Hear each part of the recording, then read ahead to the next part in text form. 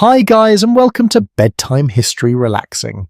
Tonight we ride slowly into a frontier town at the edge of 1865 where the sun is sinking low and the dust holds the warmth of the day like a memory that does not quite want to fade. The sky stretches wide above you, washed in soft gold and fading blue, and ahead the town comes into view not as a neat place on a map, but as a scatter of wooden shapes, uneven roofs and narrow streets that seem to have grown rather than been planned. You sit in the saddle a moment longer than necessary, letting the rhythm of your horse settle.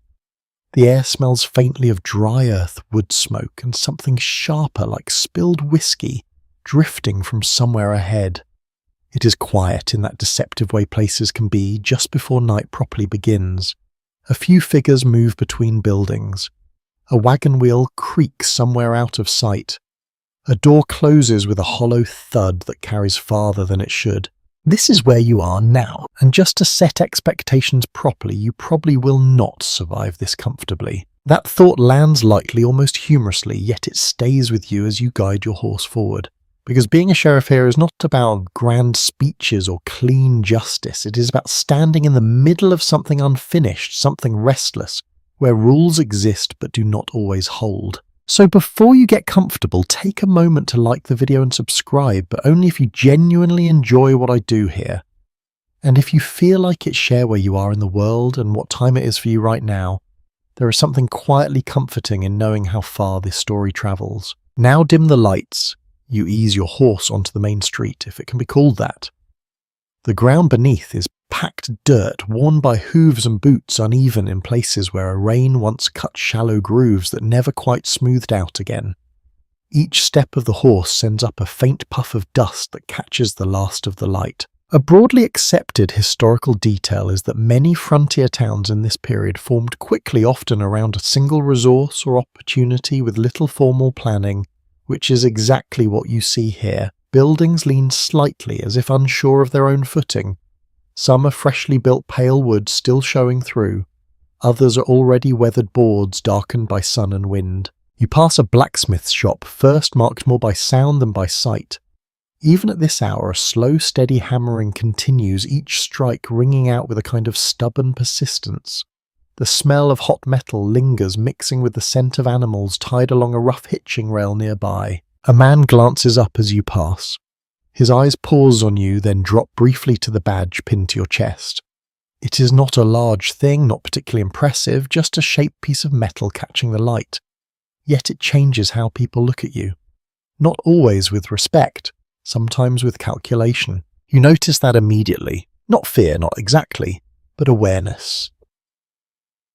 Historians still argue whether frontier lawmen were truly respected figures or simply tolerated necessities, and as you ride further into town you begin to understand why that question remains unsettled. Respect here is not freely given.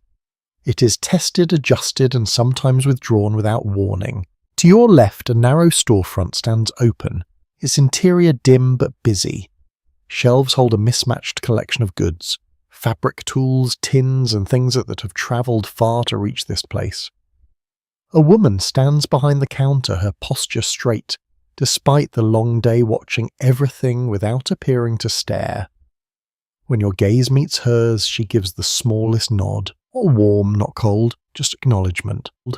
Just. It is a small moment, but it anchors you more than you expect. Further along, you hear laughter. Not light laughter, but something louder, heavier. The kind that leans toward trouble if left alone too long. It spills out from a building with wide swinging doors and yellow light glowing from within. The saloon. You do not stop yet. Not immediately.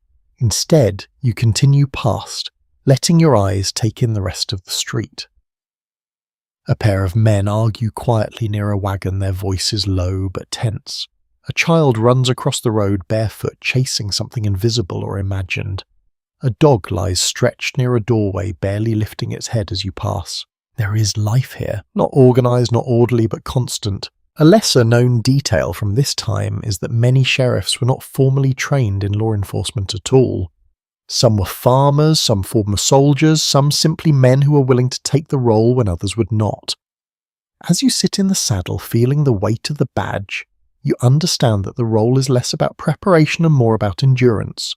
You reach the far end of the street and turn your horse slowly, taking one more look back the way you came. The light has shifted again. The sun now almost gone, leaving behind a softer, cooler tone. Lamps begin to glow in windows.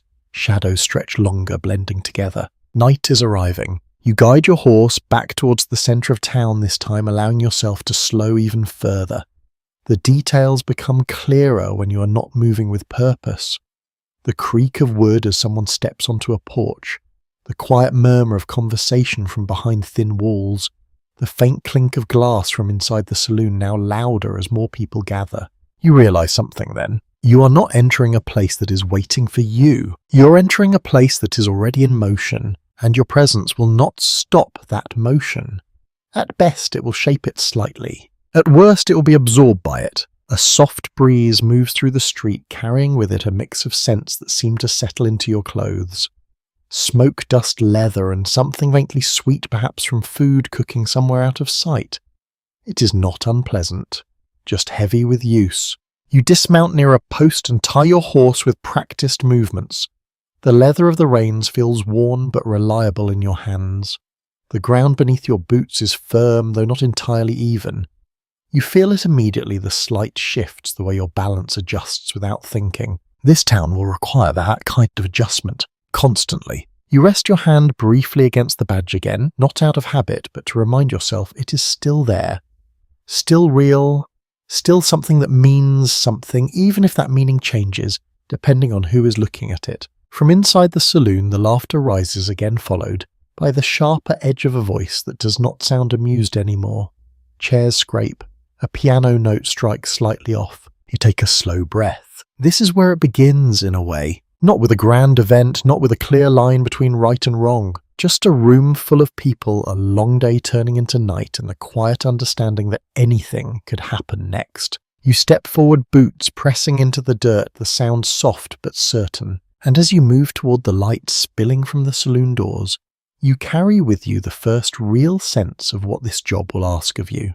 Not perfection, not control, just presence, and the willingness to stand in the middle of uncertainty without stepping away. You pause just outside the saloon doors, not quite ready to push through them yet. The light spills out in a warm, uneven glow, catching in the dust that hangs in the air and turning it into something almost soft. From inside, the sounds layer over one another. Voices rising and falling, boots shifting across wooden floors, the steady rhythm of a piano, trying its best to hold everything together. You stand there for a moment listening, not just to what is loud, but to what sits underneath it. A widely recognised truth about frontier towns is that authority was often performed as much as it was enforced. The badge alone did not guarantee obedience. People watched how you carried yourself, how you entered a room, how long you held someone's gaze. It was less about rules written down and more about signals understood. So you do not rush. You let your shoulders settle. You take one slow breath, then another. You adjust your stance just slightly so that your boots sit firmly against the uneven ground. Small things, almost invisible, but they matter. Then you push the doors open. The room meets you all at once. Light, sound, heat. It's warmer inside, thick with the smell of whiskey, sweat, tobacco, and something faintly sweet from cheap perfume that lingers near the far tables. The air feels used, like it has been breathed and rebreathed all evening. A few heads turn immediately. Others follow more slowly. Not everyone notices you at once, but enough do. That is how it works here. You take a step forward, then another, letting the doors swing shut behind you with a dull thud.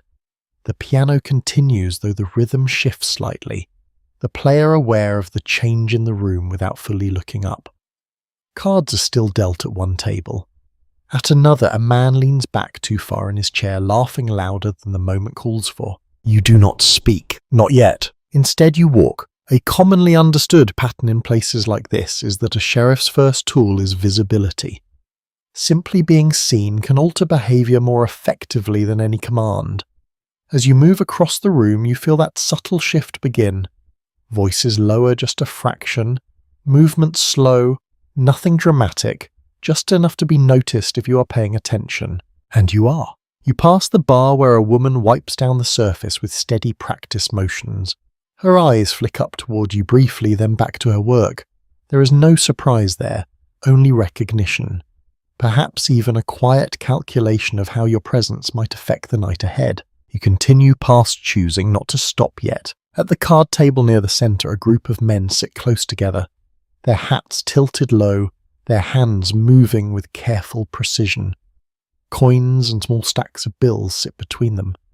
One man glances up at you, then down again, as if deciding that drawing attention would be more trouble than it is worth. That too is a kind of decision. Historians still argue whether gambling dens in frontier towns were as lawless as popular stories suggest, or whether they operated under their own quiet systems of order. As you watch the table, you begin to sense that it's not entirely chaos. There are rules here, just not always the kind written in books. A chair scrapes sharply behind you. You turn your head slightly, not fully, just enough to bring the sound into view. Two men stand near the far wall close enough that their voices blend together into something tense. One has his hand resting near his belt, not gripping, not yet, but close. The other leans forward, speaking low. His words too quiet to catch, but his posture clear enough. This is the edge, the place where things decide what they're going to become. You do not move toward them immediately. Instead, you shift your position just enough that they can see you clearly in their peripheral vision. It is a small adjustment, but intentional. A lesser-known detail from this era is that many confrontations were diffused simply by the presence of a third party, especially one with perceived authority. Not because that authority was absolute, but because it introduced uncertainty. You let that uncertainty settle. The man with his hand near his belt glances toward you. Just once, quick but enough. His fingers twitch slightly, then relax.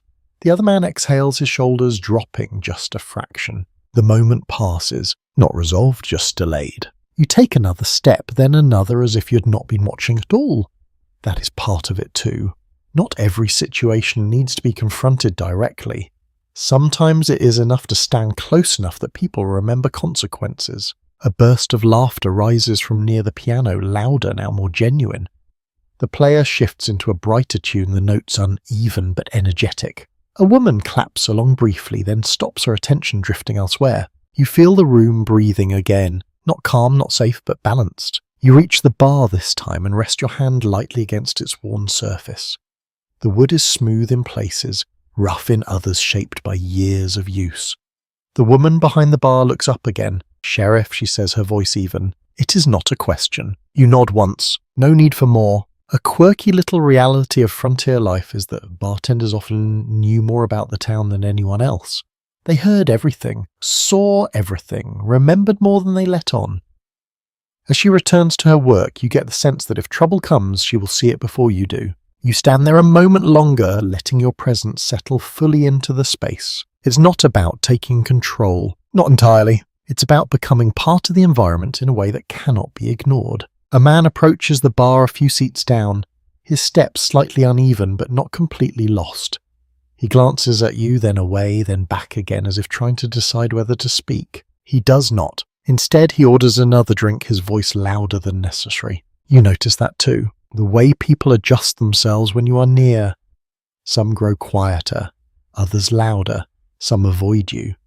Others hover just within reach, as if testing the boundary. This is the bluff. Not a lie exactly, but not entirely solid either. You carry authority, yes. The badge, the expectation, the role, but behind it is a simpler truth. You're one person in a room full of others, any of whom might choose to challenge that authority if the moment feels right. And so you manage perception. Carefully, you straighten slightly, not stiff, just enough to hold your space. You let your gaze move slowly across the room, never lingering too long in one place, but never darting away either. Calm, measured, present. Outside, the light has faded further. The windows now reflect more of the interior than the world beyond. The town is still there, but it feels distant, like a second layer behind the glass. Inside, everything is immediate. You hear the clink of a glass being set down too hard, the soft murmur of a conversation turning serious, the faint shift of a chair as someone leans back watching. You're aware of all of it, not overwhelmed, just a attentive. And in that attention, you begin to understand the real shape of your job. It is not about stopping every problem before it starts. That would be impossible. It is about reading the room, feeling the small changes before they become large ones, knowing when to step in and when to simply stand close enough that stepping in might not be necessary. You take a slow breath. The air tastes of smoke and something bitter. Your hand rests near your belt, not gripping just there. A reminder, to yourself as much as anyone else. This is the balance you will live in, between action and stillness, between authority and uncertainty, between what people believe you can do and what you actually can. The piano stumbles slightly, then recovers. The laughter returns softer this time. The men at the far wall have separated, each turning back to his own space as if nothing had almost happened. You remain where you are, quiet, steady, not in control, but not absent either. And as the night deepens around you, you realize that this is how it will go, hour by hour, moment by moment. Not dramatic, not clean, just a long series of small decisions, each one shaping the next. You step back out into the night a little later, the saloon doors closing behind you with a softer sound than before. The air outside feels cooler now, thinner somehow, as if the town itself has exhaled. For a moment you simply stand there again, letting your senses reset. The quiet is not complete, but it is broader. Sounds carry differently here. A distant voice, a loose board, shifting under someone's step, the faint rustle of wind moving along the edges of buildings. Your eyes adjust to the dimness. Lanterns glow at intervals along the street, each one casting a small circle of light that fades quickly into shadow. Between them, the darkness gathers, not heavy, but present enough that you feel it in the way you move. You turn slightly and begin walking again, boots pressing into the dirt with a steady rhythm. The ground feels different now, cooler, firmer in some places, softer in others where the day's traffic has loosened it. You notice these changes without thinking. You are already learning the town through your feet. A widely accepted detail of frontier law enforcement is that physical infrastructure was often minimal, especially in newly established settlements. Jails, if they existed at all, were sometimes little more than reinforced rooms or simple wooden structures. As you make your way toward the building that has been pointed out to you earlier, you carry that understanding with a quiet sense of expectancy. The jail comes into view without ceremony. It sits slightly apart from the main cluster of buildings, not by much, but enough to feel separate. The structure is plain, rough wooden walls, a narrow door and a small window covered with iron bars that look heavier than the building itself. You approach slowly. There is no guard posted outside, no sign of activity, just stillness. You reach the door and rest your hand against it. The wood is cool, worn smooth in places where hands have pushed it open again and again. You pause for a moment, then push. The door opens with a low creak. Inside, the air is different. Still, slightly damp. It carries the faint smell of old wood metal and something else that lingers quietly, not strong enough to name but impossible to ignore. You step in and let the door close behind you. The room is small, smaller than you expected. A single lantern hangs from a hook, its light flickering, gently casting shadows that move along the walls in slow, uneven patterns. To one side, a desk stands with a few scattered papers, an ink bottle, and a chair that looks as though it has seen more waiting than sitting. Beyond that, the cells, 3 of them, bars made of iron set into frames that do not quite align perfectly with the rest of the structure. The doors are closed, but the locks look simple, functional but not reassuring. You walk closer, no one inside. Empty, that at least is something. A lesser known reality of the time is that many jails struggled not just with keeping prisoners in, but with maintaining basic conditions. Food sanitation, even consistent locking mechanisms were often improvised. As you stand there, you can see how that would be true. The floor is uneven. The walls show signs of repair boards replaced at different times, each one slightly different from the last. You reach out and lightly touch one of the bars. Cold, solid enough, but you cannot help noticing the frame around it. The way the wood has been fitted. The small gaps that suggest effort but not perfection. Historians still argue whether escapes from frontier jails were as common as stories suggest, or if those tales grew larger over time, shaped by retelling. Looking at this place now, you understand that either could be true. It would not take much. Not a dramatic break, just patience. A weak point found and tested. You move along the row of cells, your steps slow, your eyes taking in each detail. A small scratch along one bar, a mark on the floor where something heavy has been dragged. A corner where the wood looks slightly newer than the rest. Signs, not of failure exactly, but of strain. You turn back toward the desk and pull the chair out just enough to sit. The wood creaks softly under your weight. From here you can see the door, the cells, and the small window that lets in a narrow slice of night. It is a quiet place, not peaceful, but contained. You rest your hands on your knees for a moment, feeling the stillness settle around you. This is where people will wait, where they will think about what they have done or what they have been accused of or what might happen next, or perhaps not think at all. A small, almost forgotten detail about frontier jails is that they often served multiple purposes. Not just holding criminals, but sheltering drunks, protecting individuals from mob anger, even housing witnesses when needed. The line between punishment and protection was not always clear. You consider that as you sit there. This place is not just about keeping people in, it is about keeping something else out. The chaos of the street, the shifting moods of the town, the sudden turns that can happen when too many people decide at once that something should be done. You stand again after a moment, the chair scraping lightly against the floor. You walk back to the door and open it, stepping once more into the night. The air feels fresher now, though not entirely clean. The town has settled into its evening rhythm, slower in some ways, but not quieter. You close the door behind you and take a few steps away, turning to look back at the building. It does not look strong, not in the way you might hope, but it stands, and for now that is enough. You begin walking again, your path taking you along the edge of the main street rather than through its centre. The shadows feel deeper here, the light from the lanterns reaching only so far. Your eyes adjust, picking out shapes where there once seemed to be none. A figure moves ahead, crossing from one building to another. Quick, purposeful. You note it, but do not call out. Not every movement needs to be challenged. That is something you're beginning to understand. Control is not about stopping everything. It is about choosing what matters. You pass the blacksmith shop, again now quiet. The hammering has stopped. The forge glows faintly, its heat lingering even as the work has ended. The smell of metal remains softer now. Further along the store is closed, its door shut, the interior dark. The woman is gone for the night, or perhaps simply resting behind the walls where you cannot see her. The town withdraws in layers, but it does not sleep completely. A subtle but persistent truth about places like this is that there is always someone awake, someone watching, someone moving through the spaces between what is visible and what is not. You feel that now, not as fear, but as awareness. You continue your walk, your pace steady, your senses open. The badge rests against your chest, catching a faint glimmer of lantern light as you pass. It does not make you stronger, not physically, but it places you in a certain position within this place.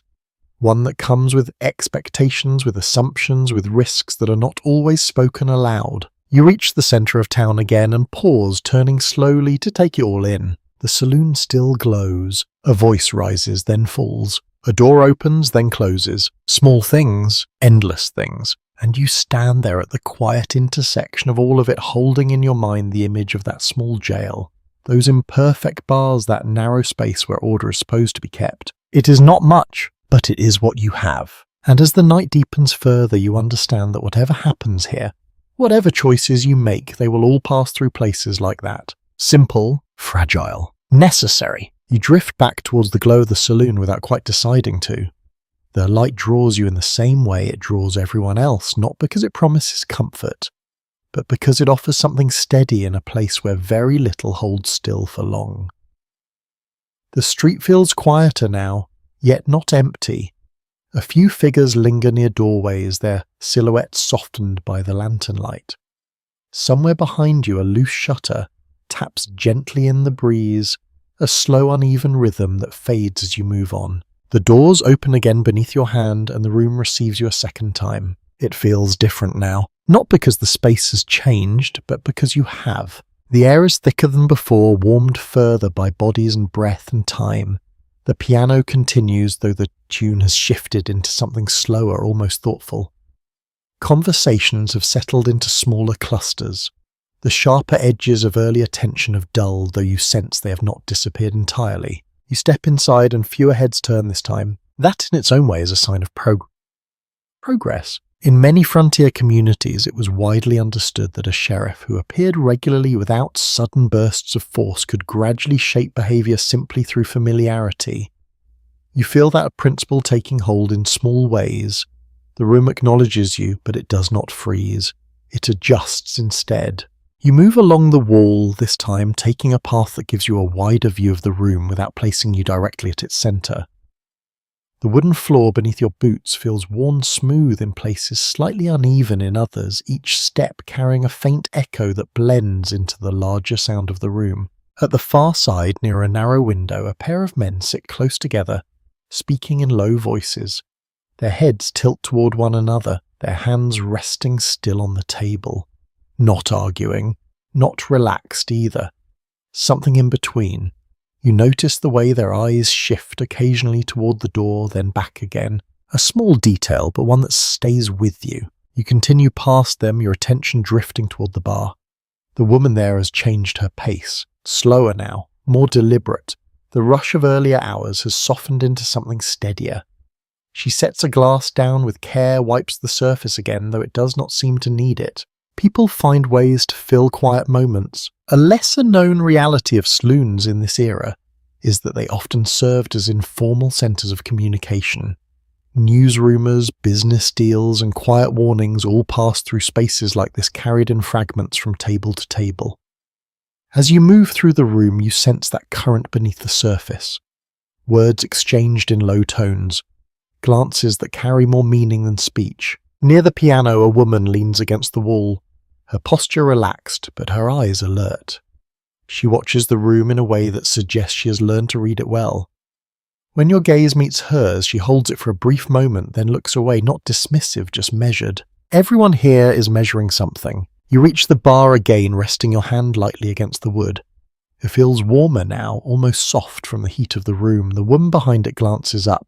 "Quieter," she says. It is not quite a statement, not quite a question. You nod once. For now you Ripley. She gives the smallest hint of a smile, then returns to her work. There is an understanding there, not agreement, just recognition. A small but telling observation from this time is that many sheriffs relied heavily on quiet alliances with townspeople, particularly those who remained in one place long enough to observe patterns. Not formal partnerships, but shared awareness. You begin to see how that might work here. You shift your weight slightly, letting your gaze move again across the room. The card table has changed hands, new players now, their movements less confident, their stacks smaller. One man hesitates before placing a bet, his fingers lingering just a moment too long. Across from him another watches with steady patience, saying nothing. At a nearby table, a man tells a story, his voice low but animated. His hands move as he speaks, tracing shapes in the air as if trying to hold the attention of those around him. A few listeners nod.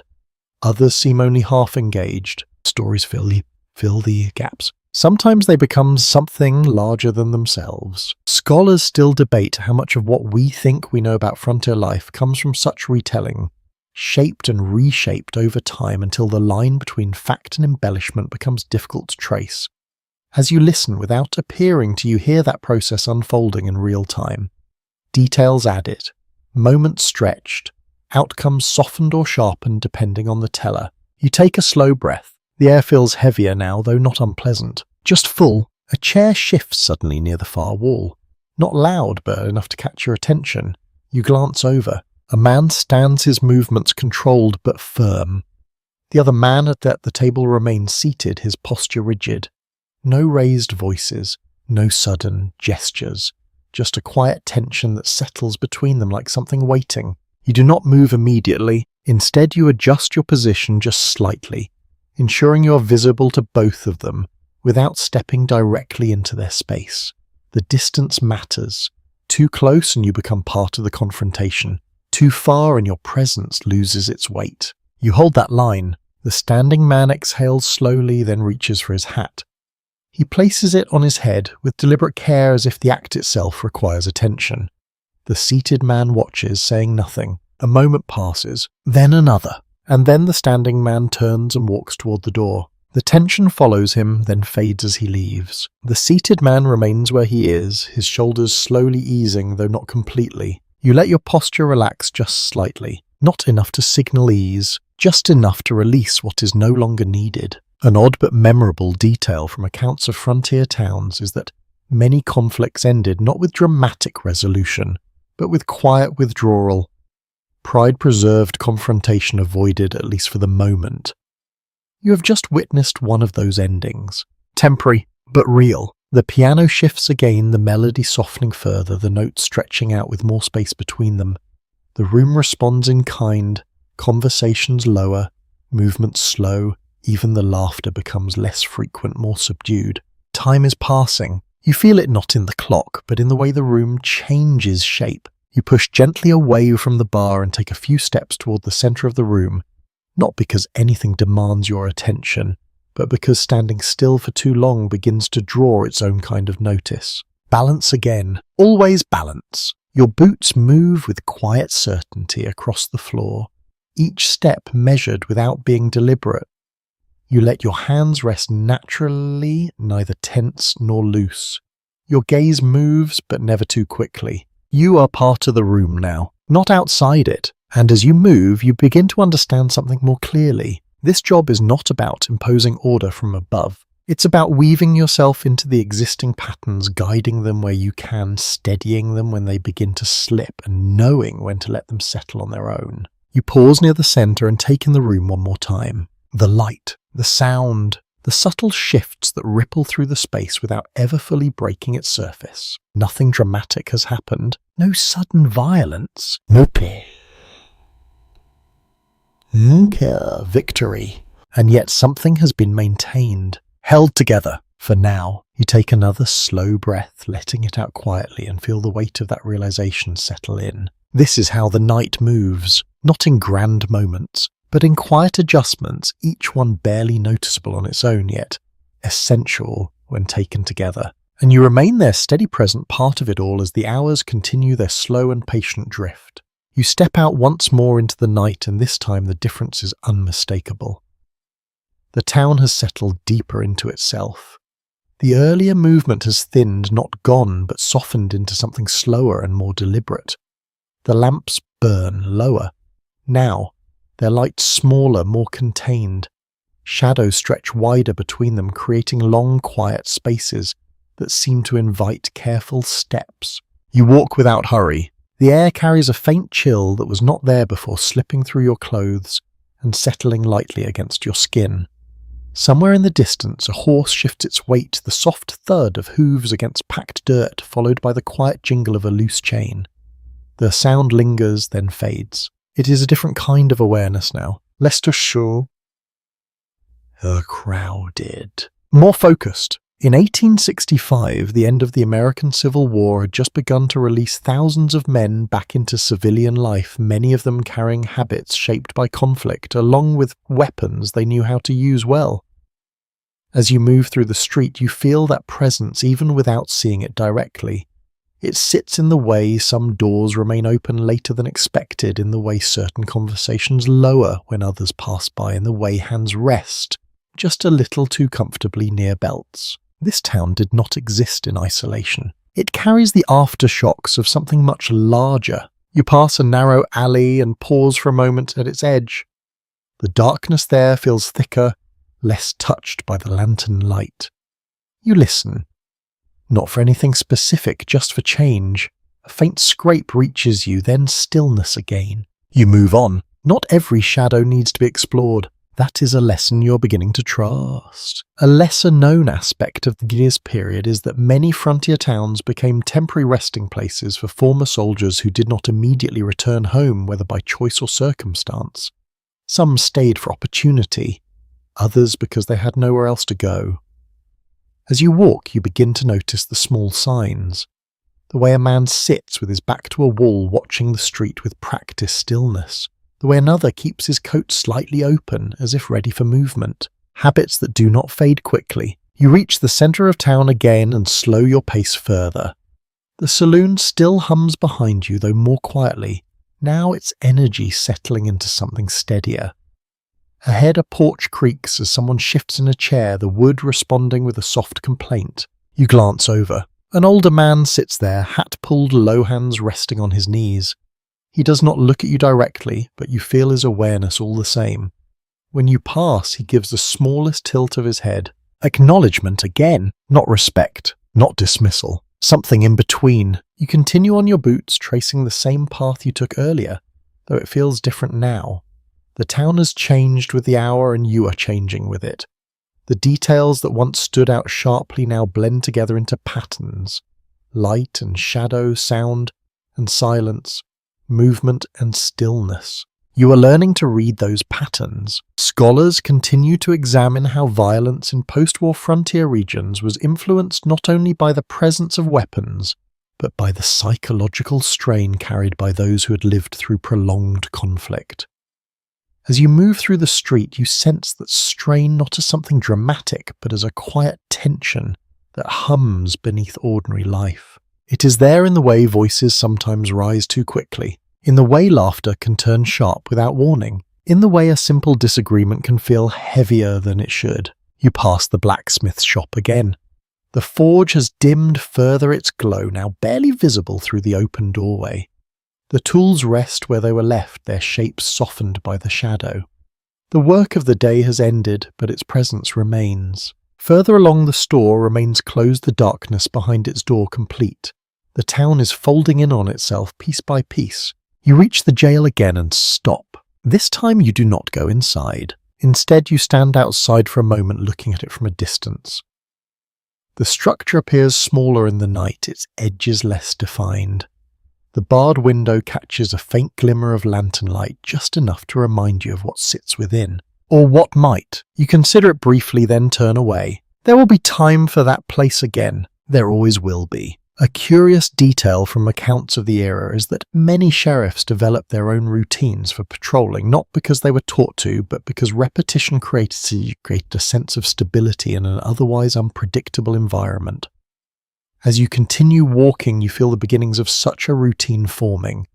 Not fixed yet, still shifting, but present. You pass the saloon once more, this time without stopping. The sound inside is softer now, more contained. A few figures stand near the entrance, speaking in low tones. They glance at you as you pass, their expressions unreadable in the dim light. You do not pause. Not every moment requires your presence. That too is part of the balance. You move toward the edge of town where the buildings thin and the open land begins to press closer. The air feels different here, cooler, cleaner. The smells of smoke and drink give way to something more natural. Dry grass, dust, the faint hint of distant water, though you cannot see it. You stop and look out into the darkness beyond. It stretches farther than the town, farther than the light. Out there are no walls, no doors, no clear boundaries, just distance and whatever moves within it. You feel the weight of that, not as fear, but as awareness. This place you stand in, this town with its uneven buildings and shifting moods, is only a small pocket of structure set against something much larger and far less predictable. And your role exists within that pocket, not controlling it entirely, just holding it together where you can. You turn back toward the town and begin walking again, your steps steady, your breathing even. The night has settled fully now, wrapping the place in a quiet that feels both calming and uncertain. You pass the same landmarks again, though they feel softer, less defined. The blacksmith's shop, the store, the narrow alley, each one familiar now, though not entirely known. You are still learning, still adjusting, still finding where you fit within all of this. A faint sound reaches you from behind. You stop, turn. A figure stands at the far end of the street, partially hidden in shadow. Still, watching perhaps, or simply present. You cannot tell. For a moment neither of you moves. Then the figure turns and disappears into the darkness between buildings, leaving behind only the memory of movement. You remain where you are for a few seconds longer, listening, feeling the quiet settle again. Then you turn forward and continue on, because that is the world. Not chasing every shadow, not answering every question, but staying present, steady, aware. as the night continues to unfold one quiet moment at a time. You keep walking, letting the rhythm of your steps carry you back toward the center of town once more. The night has settled into a steadier pace now, and with that comes a different kind of work. Less about watching for sudden trouble, more about tending to the small, persistent things that never quite stop. A loose gate creaks somewhere ahead, opening just enough to tap softly against its post. You follow the sound and find it hanging at an angle, its hinge worn and uneven. You step closer, lift it slightly, and ease it back into place. The wood settles with a quiet finality. No one sees you do it. Or if they do not say anything. An established detail of frontier life is that a sheriff's role extended far beyond chasing criminals. In many towns, the sheriff was responsible for collecting taxes, delivering official notices, organizing elections, and settling everyday disputes that had nothing to do with crime in the usual sense. As you stand there with your hand still resting on the gate, you begin to feel the full shape of that responsibility. It is wide, and it does not wait for the right moment. You turn back toward the street and continue on.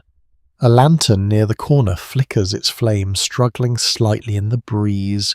You reach up and adjust the glass, shielding it just enough to steady the light.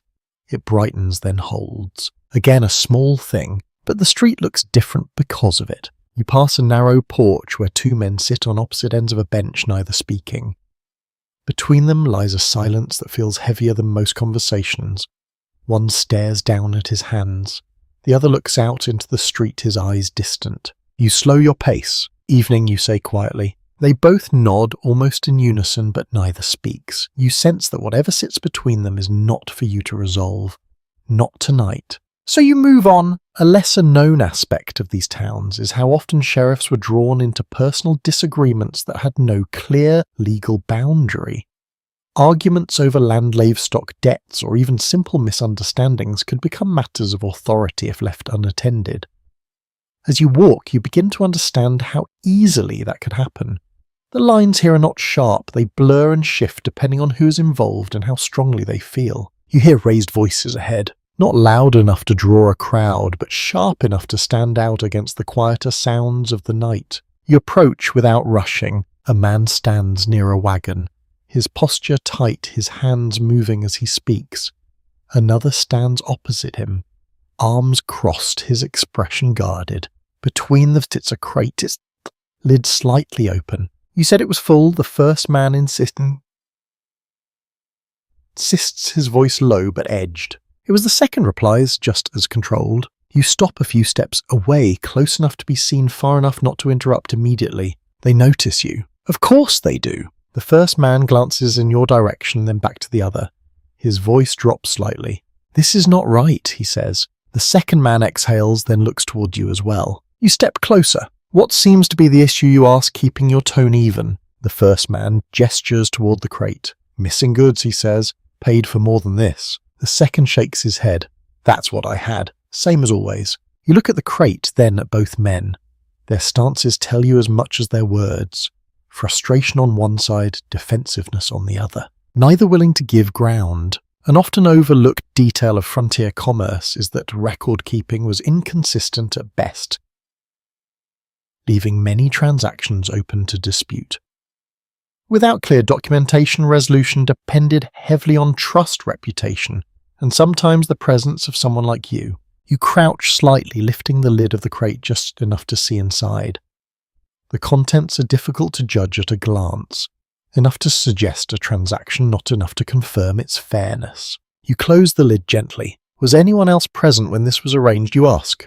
Both men shake their heads. Of course. You stand again, brushing a bit of dust from your hand. Then we deal with what we have, you say. They watch you closely. You take a moment before continuing, letting the silence stretch just enough to settle their attention. You nod toward the first man, believe you were shorted. He nods, and you turn to the second, believe you gave what was agreed. Another nod. You let out a slow breath. Then neither of you can prove your side fully, you say. Not tonight. They shift slightly, but do not argue. Tomorrow you continue, we weigh what remains. Compare it to what others have received. See if there is a pattern. You pause. In the meantime, the crate stays here. Both men hesitate. Under your watch, you add glancing between them. A shared responsibility. Not ideal, but enough. They exchange a look, then nod. It is not satisfaction, but it is acceptance. A small practical solution. Historians continue to examine how such informal resolutions shaped the development of law in early settlement, suggesting that many legal norms grew from these kinds of compromises rather than formal rulings. As you step back, you feel the truth of that. The law here is not fixed. It is being shaped moment by decisions like this. You turn and walk away, leaving them to their uneasy agreement. The street feels quieter again. The tension has not vanished, but it has settled into something manageable. You continue on your pace, steady, your attention open. Each doorway, each shadow, each small sound holds the possibility of something that might require your presence. And yet not everything does. That is becoming clearer with the here. You pass the saloon again, its light dimmer now, its sound softer. The night is moving forward, carrying the town with it. A door opens somewhere behind you, then closes. Footsteps cross the street. A voice calls out, then fades. The details blur slightly as fatigue begins to settle into your body. Not heavy, not overwhelming, just present enough to be noticed. This is part of it too. The long stretch of hours, the constant awareness, the need to remain steady even as the night deepens. You reach the center once more and pause, letting your gaze move slowly across the familiar shapes. The buildings, the lights, the spaces between them. It is no longer entirely new, but it is not yet familiar either. You stand there balanced between those two states, holding the quiet understanding that this role will not become simple with time, only clearer. And as you take another slow breath, the air cool and faintly tinged with smoke, you feel that clarity beginning to take shape. Not as certainty, but as direction. You let the moment settle after leaving the two men and their uneasy arrangement behind. The street stretches ahead, quieter now, though never entirely still. Night has a way of thinning things out without removing them completely. What remains feels more deliberate, more exposed. You begin your patrol again, this time with no clear destination, only a slow circuit that carries you past the same buildings in a slightly different order. The ground under your boots feels cooler, the dust less eager to rise. The air has changed as well, holding a faint trace of dampness that was not present earlier, as if the night itself has drawn something upward from the earth. A porch light flickers to your right. You glance over and see a door open just enough for someone to step out and place a small bucket beside the entrance. The person does not look at you directly. They simply complete the task and return inside the door, closing with a soft final sound. Life continuing in small ways. In towns like this, it was generally understood that night patrols served as both a practical measure and a symbolic one. The sight of a sheriff moving through the streets after dark reassured some while quietly discouraging others. You feel that balance as you walk. Not everyone notices you, but enough do. You pass the blacksmith shop again. The forge has gone dark now, its earlier glow fully surrendered to the night. The tools rest in shadow, their outlines softened, their purpose paused. Without the sound of hammering, the space feels almost unfamiliar, as if it belongs to a different version of the day. You continue on. A faint melody reaches you from the saloon, slower now, more stretched out. The piano player is still at it, though the energy has shifted. Fewer notes, more space between them. The sound drifts out into the street and fades quickly. You turn down a narrower path, one you had not taken before. The buildings here sit closer together, their walls forming a corridor that narrows your field of view. The lantern light does not reach as far, leaving more of the space in shadow. Your steps slow slightly, not out of fear, just attention. Tension. A small but revealing detail from accounts of frontier towns is that many incidents happen not in the open street, but in these tighter spaces where visibility was limited and voices carried less. As you move forward, you become more aware of the sound of your own movement, the faint scuff of your boots, the quiet shift of your clothing. You listen. A soft whisper of movement comes from somewhere ahead, not loud enough to place immediately. You stop. Wait. The sound comes again, a slight scrape, then stillness. You move forward a few steps, your posture steady, your gaze fixed ahead. As you reach the bend in the path, the source reveals itself. A young man crouches near the side of a building, his hands moving quickly over something on the ground. He freezes when he sees you, his shoulders tightening, his breath catching just enough to be noticed. You do not speak right away. Instead, you let the moment breathe. "What are you doing there?" you ask, finally, your voice calm. He hesitates. "Just fixing a strap," he says, though his tone carries uncertainty. You glance down. A piece of leather lies near his hands, along with a small knife. It could be what he says. It could be something else. You step closer, not abruptly, just enough to bring the details into clearer view. "Go on then," you say. He resumes his work, though slower, now aware of your presence. His movements are careful, deliberate, as if trying to prove something through precision. You watch for a moment, then nod. "See that you finish and head home," you add. He nods quickly. "Yes, sir." You turn and continue on, leaving him behind. An unusual but documented habit among some sheriffs was choosing not to intervene in minor uncertainties, allowing individuals the chance to correct themselves without escalation. As you walk away, you feel the weight of that choice. Not every question needs to become a confrontation. You emerge from the narrow path back into the wider street. The openness feels different now, not because it has changed, but because you have adjusted to the tighter space. The lanterns seem brighter here, the air less confined. You take a slow breath. The town continues. A door opens, ahead, spilling a brief rectangle of light onto the ground before closing again. A voice calls out from somewhere behind you, then fades into the night. A pair of figures walk past at a distance, their conversation low and indistinct. You remain aware of all of it, but not pulled by it. That is the shift. Earlier, everything felt like it might require your attention. Now you begin to sense which things do and which do not. The difference is subtle, but it grows clearer with each passing moment. Researchers continue to explore how experience shaped a sheriff's judgment more than formal training ever could in these environments. As you move through the town, you feel that process beginning within you. Not fully formed, still uncertain in places, but present. You pass the jail again, its outline barely visible now against the darker sky. The barred window catches a faint glint of light, then disappears as you shift your angle. You do not stop. "Not this time." Your path carries you further along toward the edge of town once more. The buildings thin out again, giving way to open space that stretches into darkness. The air feels cooler here, the breeze more noticeable. You pause for a moment, looking out. The horizon is not visible, only a gradual blending of ground and sky, both softened by the absence of light. You stand there, letting the quiet settle around you. Then you turn back, because the work is not out there, not tonight. It is here within these uneven streets, these shifting lights, these quiet exchanges that build into something larger over time. You walk again, your step steady, your pace unhurried. The town feels different now, not calmer, but more readable. And as you continue your patrol, moving through the familiar and the unfamiliar at once, you begin to understand that this is what the night offers. Not answers, but patterns, and there's chance to learn them one careful step at a time. You return to the main street again, though it feels altered, as if the night has gently rearranged it while you were away. The saloon's light is dimmer now, its glow less commanding, more like a steady ember than a flame. The sound drifting from within has softened into a low, continuous murmur, punctuated now and then by a short burst of laughter that fades quickly. Your boots press into the dirt with a familiar rhythm. This time you angle toward the saloon door without pausing outside. You've already felt its atmosphere once.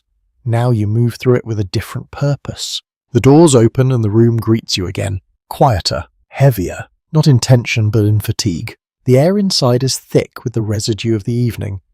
Smoke lingers near the ceiling, hanging in faint layers. The scent of whiskey has deepened, less sharp now, more settled. The piano player sits with his back slightly curved hands, moving more slowly across the keys, each note spaced with care. Fewer people remain. Those who do have shifted into a different kind of presence. You step in, letting your gaze move naturally across the room. A man leans forward at a table, his head resting briefly in his hands before lifting again. Another sits back in his chair, eyes half closed though not entirely asleep. A pair of figures speak in low tones near the wall, their words too quiet to follow. This is the hour when edges blur, when pride loosens, when decisions become less measured. It was commonly recognised that alcohol played a significant role in many frontier disputes, not simply because it encouraged recklessness, but because it lowered the careful restraint that held people together during the day. You feel that influence now, not as chaos, but as a subtle shift in balance. You move toward the centre of the room, your presence quieter than before, yet still noticed. At the card table, only 2 players remain. The others have drifted away, leaving behind scattered coins and an uneven deck. The 2 men sit opposite each other.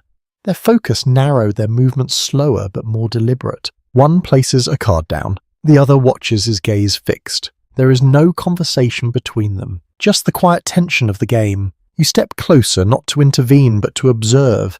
The table holds a few coins, not enough to draw a crowd, but enough to matter to the men playing.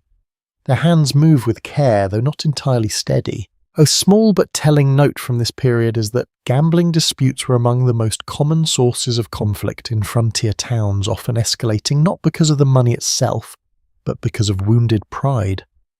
As you stand there, you sense that possibility hovering just beneath the surface. One of the men exhales sharply as he lays down his final card. The other leans back in his chair, creaking softly. A pause, then a slow nod. No raised voice. No sudden movements. The coins are gathered. The moment passes. You step away, your attention shifting across the room once more. Near the bar, a man stands alone, his hand wrapped loosely around a glass. He stares into it as if expecting something to change. His posture is unsteady, though not entirely lost. When he notices you, his expression shifts not into fear, but into something more uncertain. He lifts the glass slightly. "Sheriff," he says, his voice carrying a faint slur. You nod. "Evening." He hesitates, then takes a sip, though it seems more out of habit than desire. There was a time, he begins, then stops, his thoughts slipping away from him.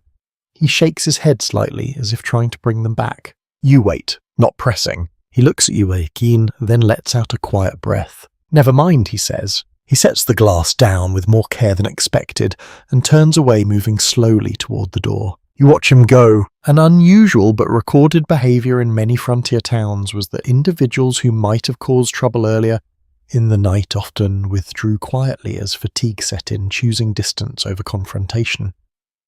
As the man steps out into the darkness, you feel that pattern playing out in front of you. The room continues to battle. The piano softens further, the notes stretching out, each one lingering a moment longer before the next. The conversations drift into smaller and smaller fragments until they become little more than background sound. You move toward the bar again, resting your hand lightly against its surface. The woman looks up. "Long night," she says. You nod. "They all are," you reply. She considers that and gives a small shrug, some longer than others. A quiet truth. You glance toward the door where the man has just left. The street beyond is darker now.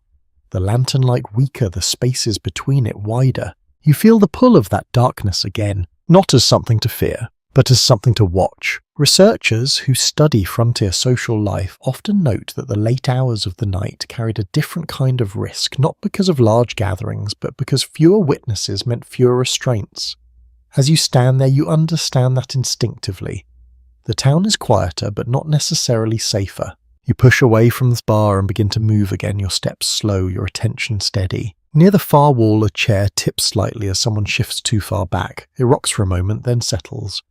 The man sitting there lets out a soft laugh, though it carries no real humour, just habit. You continue past. Your presence is no longer an interruption here. It is part of the room, and yet you remain separate enough to observe. That balance holds. For now, you reach the door and step outside once more. The night greets you again, cooler than before, the air moving gently along the street.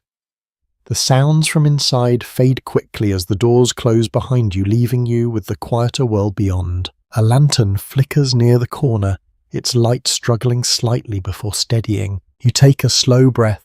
The town is not asleep, but it is drifting toward it, and you remain there, moving through that drift, watching the small changes, listening to the quiet signals that pass between moments. Because even now, when things seem to be settling, you know that the night is not finished. Not yet. You step a little farther from the saloon, letting the quieter air settle around you again. The difference between inside and outside feels sharper now. Behind you, the last threads of music and conversation soften into a low hum. Ahead of you, the street opens into a wider silence, broken only by scattered sounds that come and go without warning. Your eyes move slowly across the space. You're not looking for anything specific, just watching. A figure stands near the center of the street, not far from where the lantern light fades into shadow. He is still almost as if he's been placed there rather than having walked there. One hand rests near his side, the other hanging loosely. His hat sits low, casting his face into partial darkness. You slow your steps. He notices. Of course he does. There is a pause between you stretched across the space of the street. Not long, but long enough to feel. A widely observed pattern in frontier confrontations is that many began not with words, but with stillness. A moment where both sides measure distance, posture, and intent before anything is spoken. You feel that moment now, not as a threat yet, but as a possibility. You do not reach for anything. You do not change your pace suddenly. Instead, you continue forward at the same steady rhythm, your boots pressing softly into the dirt, each step deliberate without appearing forced. As you draw closer, the man shifts slightly, adjusting his stance. Not aggressive, not relaxed either, just aware. You stop a few paces away, close enough to speak without raising your voice. Evening, you say. He tilts his head just enough to acknowledge you. Sheriff. His voice is calm. Too calm, perhaps. You study him briefly. His posture, his hands, the way his weight rests evenly between his feet. Nothing careless about him. Nothing uncertain either. What brings you out here, you ask? He glances down the street, then back at you. Same as you, he says. Air. A simple answer. Possibly true. You let the silence return for a moment. It stretches but does not break. A lesser known detail from accounts of the time is that many potential gunfights dissolved without a single shot fired, often because one or both participants chose not to escalate beyond this initial exchange.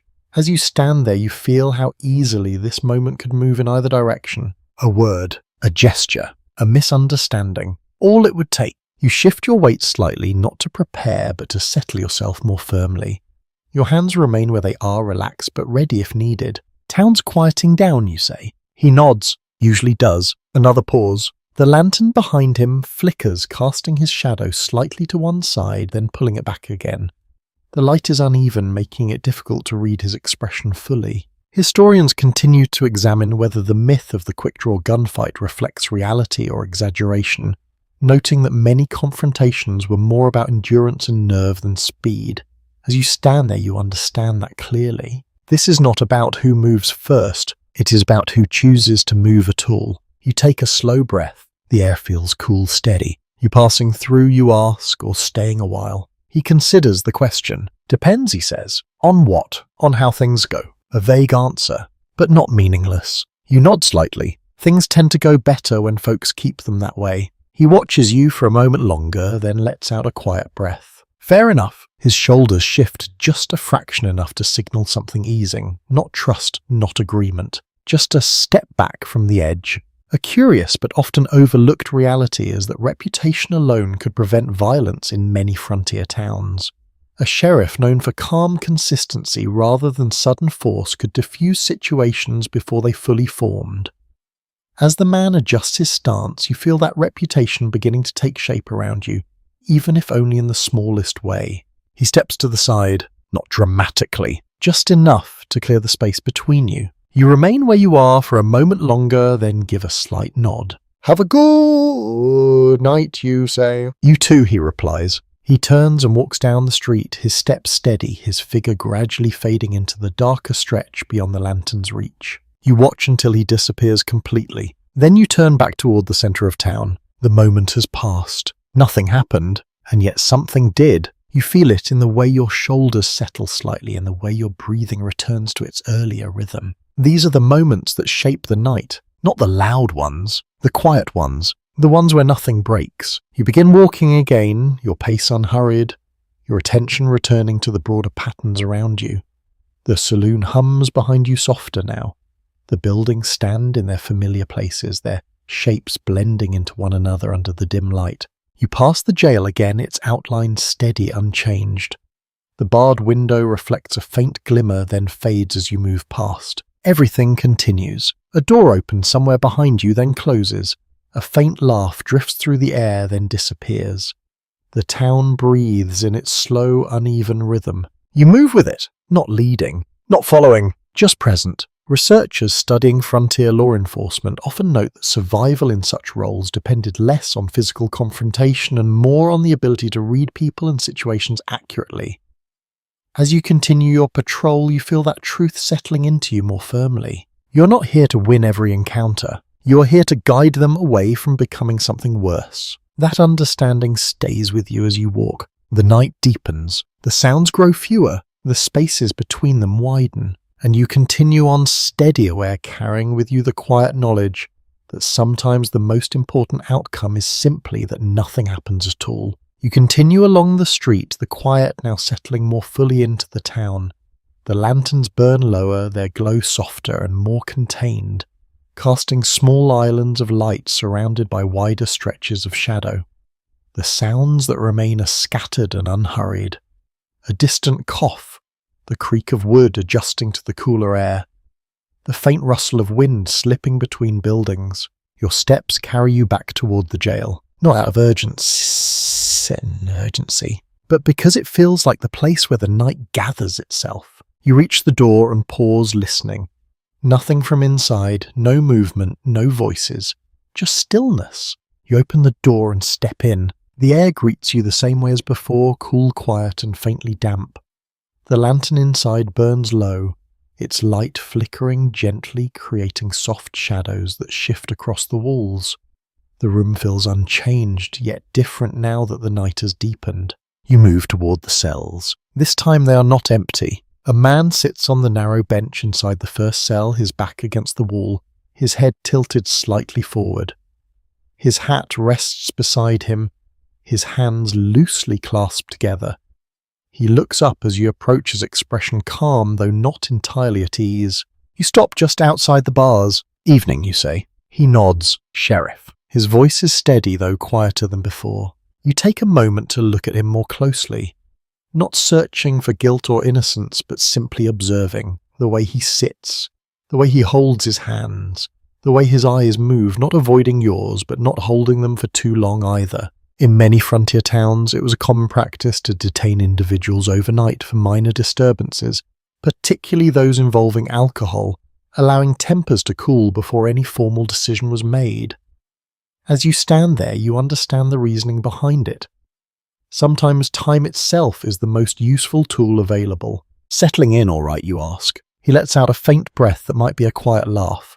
As much as one can. You nod. That is something. Silence follows, though it does not feel uncomfortable. You glance toward the other cells, still empty. The room holds only the two of you, now separated by iron and intention. A lesser-known observation from accounts of the period is that many sheriffs spent as much time talking with prisoners as guarding them, not out of sympathy alone, but because conversation could reveal more than confrontation ever would. You rest your hand lightly against one of the bars, feeling the cool metal under your fingers. What happened, you ask? He shifts slightly, his shoulders moving against the wall. Too much drink, he says. Too many words after. A simple answer. Not uncommon. You let that sit for a moment. Anyone hurt you, Alois? Vous ask. He shakes his head. No, not this time. You nod again. That matters more than anything else tonight. Academic discussions of frontier justice often point out that outcomes were frequently shaped by circumstance rather than strict legal procedure, especially in places where formal courts were distant or infrequent. As you stand there, you feel that flexibility in the air. What happens next is not entirely fixed. It will depend on what is said, what is remembered, and what is chosen. You will stay here tonight, you say. He nods as if expecting nothing else. Morning, you continue. We will see where things stand. Another nod. He leans back slightly, his posture easing just a little. Appreciate that, he says. It is not gratitude exactly, but it is close. You step back from the bars and move toward the desk, pulling the chair out again. You sit the wood creaking softly beneath you. From here you can see him clearly, though the light softens the details. The room settles into a quiet rhythm. A curious but well-documented habit in some frontier jails was that prisoners were occasionally allowed small comforts such as a blanket or access to water depending on the sheriff's discretion. You reach down beside the desk and find a folded cloth worn but clean enough. You stand and carry it to the cell, passing it through the bars. He takes it with a brief nod. Thank you. You return to the chair and sit again. Time moves differently here. Slower. More measured. The sounds from outside reach you faintly softened by the walls. A distant voice, the creak of a wagon, then quiet again. You rest your hands on your knees, feeling the steady rise and fall of your breathing. This is part of the work too. Not the visible part. Not the part people talk about, but necessary. You watch the man for a while. His eyes drift closed, then open again. He shifts slightly, adjusting to the bench, the cloth now draped loosely around his shoulders. He is not comfortable, but he is contained. Scholarly interpretations of early law enforcement often highlight the role of restraint, suggesting that knowing when not to escalate was as important as knowing when to act. As you sit there, you feel that truth settle in a quiet, steady way. You're not here to punish, not tonight. You're here to hold the space, to keep things from moving beyond what they already are. The lantern flickers again, its flame dipping slightly before steadying. You stand after a while, the chair scraping softly against the floor. You walk to the door and open it, letting in a small breath of cooler air. It moves through the room, shifting the shadows slightly, then fades. You glance back once more at the man in the cell. He meets your gaze, then gives a small nod. You return it, then step outside. The night feels deeper now, the town quieter still. The spaces between sounds have widened, leaving more room for stillness. You close the door behind you and stand there for a moment, letting the air settle around you. The jail stands at your back, its presence steady. Inside, one man waits. Outside, the town continues, and you stand between those two states, holding them both in balance as the night carries on. You leave the jail behind you again, the door settling into place with a soft, final sound that seems to echo more than it should. The street stretches ahead quieter now than at any point before. The night has moved past its restless middle and into something slower, more reflective. Your steps feel heavier, not from strain, but from the accumulation of hours. You walk toward the centre of town where the lanterns still burn, though lower. Now their flame smaller and more deliberate. The light they cast is softer, less certain, leaving more of the street in shadow. A door opens to your left. You turn your head just slightly. A man steps out, pulling his coat tighter around himself, as if the air has turned colder than expected. He glances at you, then down the street, then back again. "Sheriff," he says. You nod. "Everything all right, you ask?" He hesitates. "Depends what you mean by all right." A fair answer. You wait. He shifts his weight, then gestures vaguely towards the far end of the street. "Couple of folks arguing earlier," he says. "Sounded like it might turn into something." You follow his gesture with your eyes. Nothing there now. Just shadow and quiet. Rich and quiet. "When was this, you ask?" "Not long ago." You nod slowly. Anyone hurt?" He shakes his head. "Not that I saw." You take a moment, letting the information settle. In many frontier communities, formal reporting systems were limited or non-existent, meaning that much of a sheriff's knowledge came from casual exchanges like this. Information moved through conversation rather than record, shaped by memory and perspective. "I will take a look," you say. He nods, then steps back inside, closing the door behind him. You continue down the street, your attention narrowing slightly. The quiet here feels different. Not empty, but recently disturbed. The kind of stillness. Oh,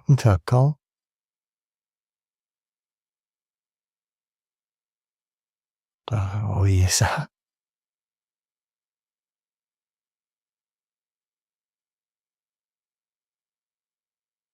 You slow your pace. Listen. A faint scuff reaches you from ahead. You move toward it, your steps careful, your posture steady. Two figures stand near the edge of the street, partially hidden by shadow. Their outlines are visible, though their faces are not. They are close, but not close enough to be touching. The space between them holds something. You approach without speaking. They notice you. The shift is immediate, not dramatic, but clear. One steps back slightly, the other turns just enough to bring you into view. "What is going on here?" you ask, your voice even. A pause. Then one of them speaks. Nothing he says. The word hangs in the air. You let it sit there. Then you take another step closer. Nothing tends to make more noise than that you reply quietly. The other man exhales a short, sharp sound. We had words, he says, that is all. You glance between them. Their posture tells you the rest. Tension still present, though no longer rising. About what you ask. They exchange a brief look. Then the first man shrugs. Does it matter? You consider that. Then nod slightly. Not always, you say.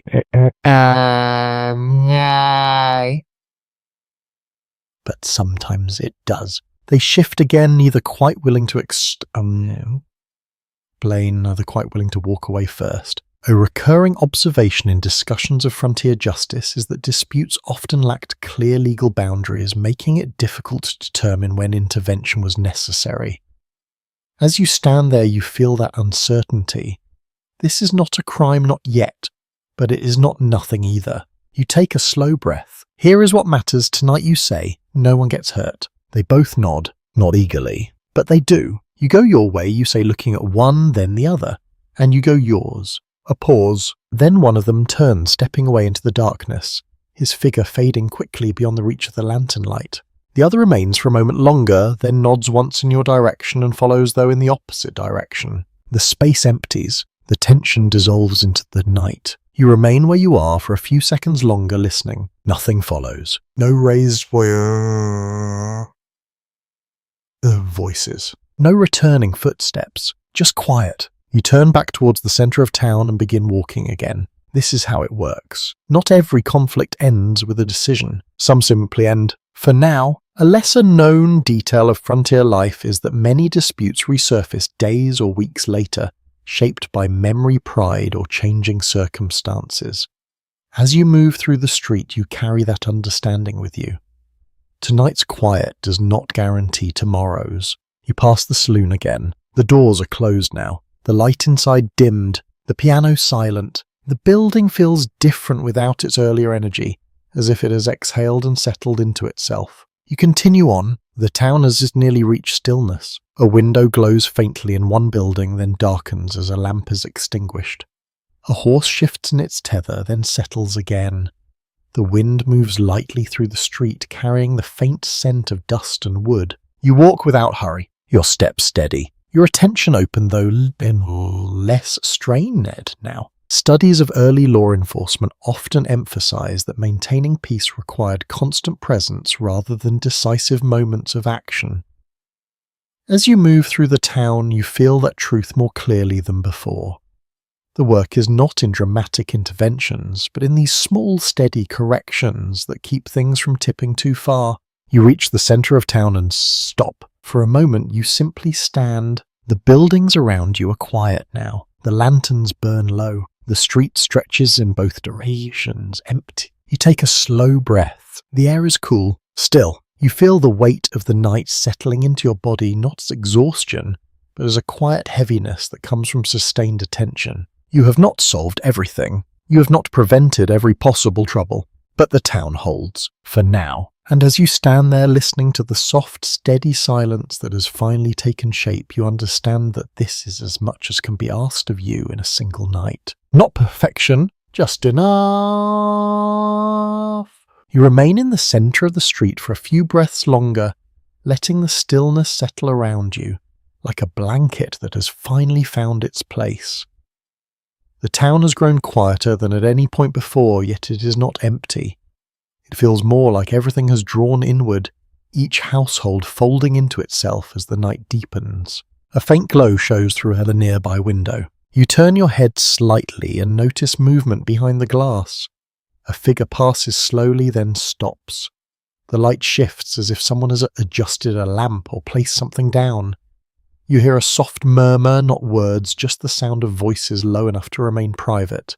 You begin walking again, your steps softer now, without meaning to be. The street feels different at this hour, less like a place of gathering, more like a place of passage between lives that exist just behind the walls. In many frontier towns, families played a steadying role that often went unnoticed in public accounts, while saloons and streets held the visible activity. Homes shaped the quieter rhythms that helped maintain a sense of order over time. As you pass the window, you feel that contrast clearly. Inside there is structure. Outside there is movement. You continue along the row of buildings, your attention drifting toward the smaller details. A pair of boots left just outside a door. A bucket resting beside a wall. A line of fabric hung loosely catching the faintest hint of night air. Signs of daily life pause but not absent. You reach another window where the curtain has been left slightly open. Through the narrow gap you catch a glimpse of a room lit by a low, steady flame. A woman sits at a table, her posture relaxed but focused, her hands moving slowly over some task you cannot quite make out. Perhaps mending, perhaps sorting. A child sits nearby, head resting against the edge of the table, eyes half closed. The scene is quiet, contained. You look away after a moment, not wanting to linger too long on something that does not belong to you. A subtle but meaningful observation from this period is that domestic spaces often provided a counterbalance to the unpredictability of frontier life. They offered continuity, routine, and a sense of belonging that the public world could not always provide. As you move on, you carry that understanding with you. The town is not only what happens in the open, it is also what remains hidden. You pass a narrow alley and hear a soft whisper of movement within it. You pause, listening. The sound is light, not hurried, not tense. Perhaps someone returning home, perhaps something else entirely. You do not step in. Not this time. Instead, you continue along your path, trusting that not every sound requires your attention. Near the edge of the street, you notice a small group gathered outside a doorway. 3 figures close together, their voices low and steady. As you approach, they glance in your direction, their conversation pausing just briefly. "Sheriff," one of them says, her voice calm. You nod. "Evening." They resume their conversation, though more quietly now. You catch only fragments as you pass. Words about supplies, about travel, about someone expected but not yet arrived. Every conversation holds its own world. You are part of some, not all. A curious detail noted in personal accounts of frontier towns is that women often managed informal networks of communication, sharing information about resources, safety, and community needs in ways that were less visible but highly effective.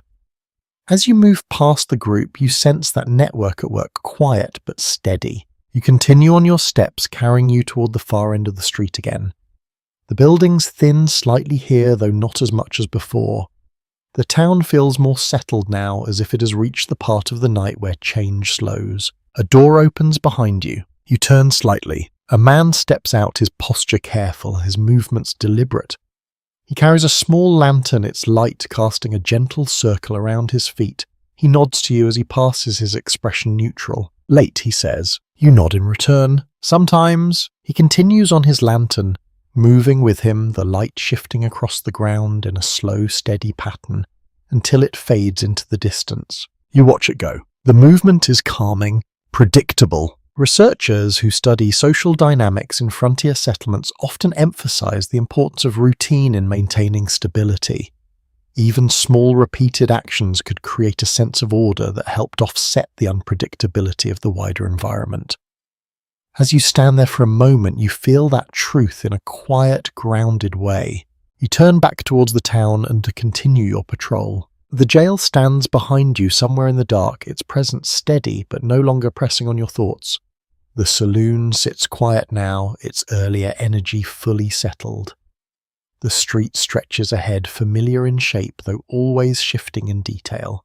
You pass the same landmarks again, the blacksmith shop, the store, the narrow paths between buildings, each one part of a pattern you're beginning to recognize. And yet none of it feels fixed. That is the nature of this place. Always forming, always adjusting. You slow your pace as you reach the center again, not because anything has drawn your attention, but because there is something in the stillness that invites it. You stand there listening. The town breathes, softly, deadily. Not asleep, but close. And as you remain there, your presence quiet, your senses open, you begin to understand something more clearly than before. Order here is not built in large moments. It is shaped in these smaller ones, in the way people move, in the way they speak, in the way they choose to settle instead of rise. You are part of that reason.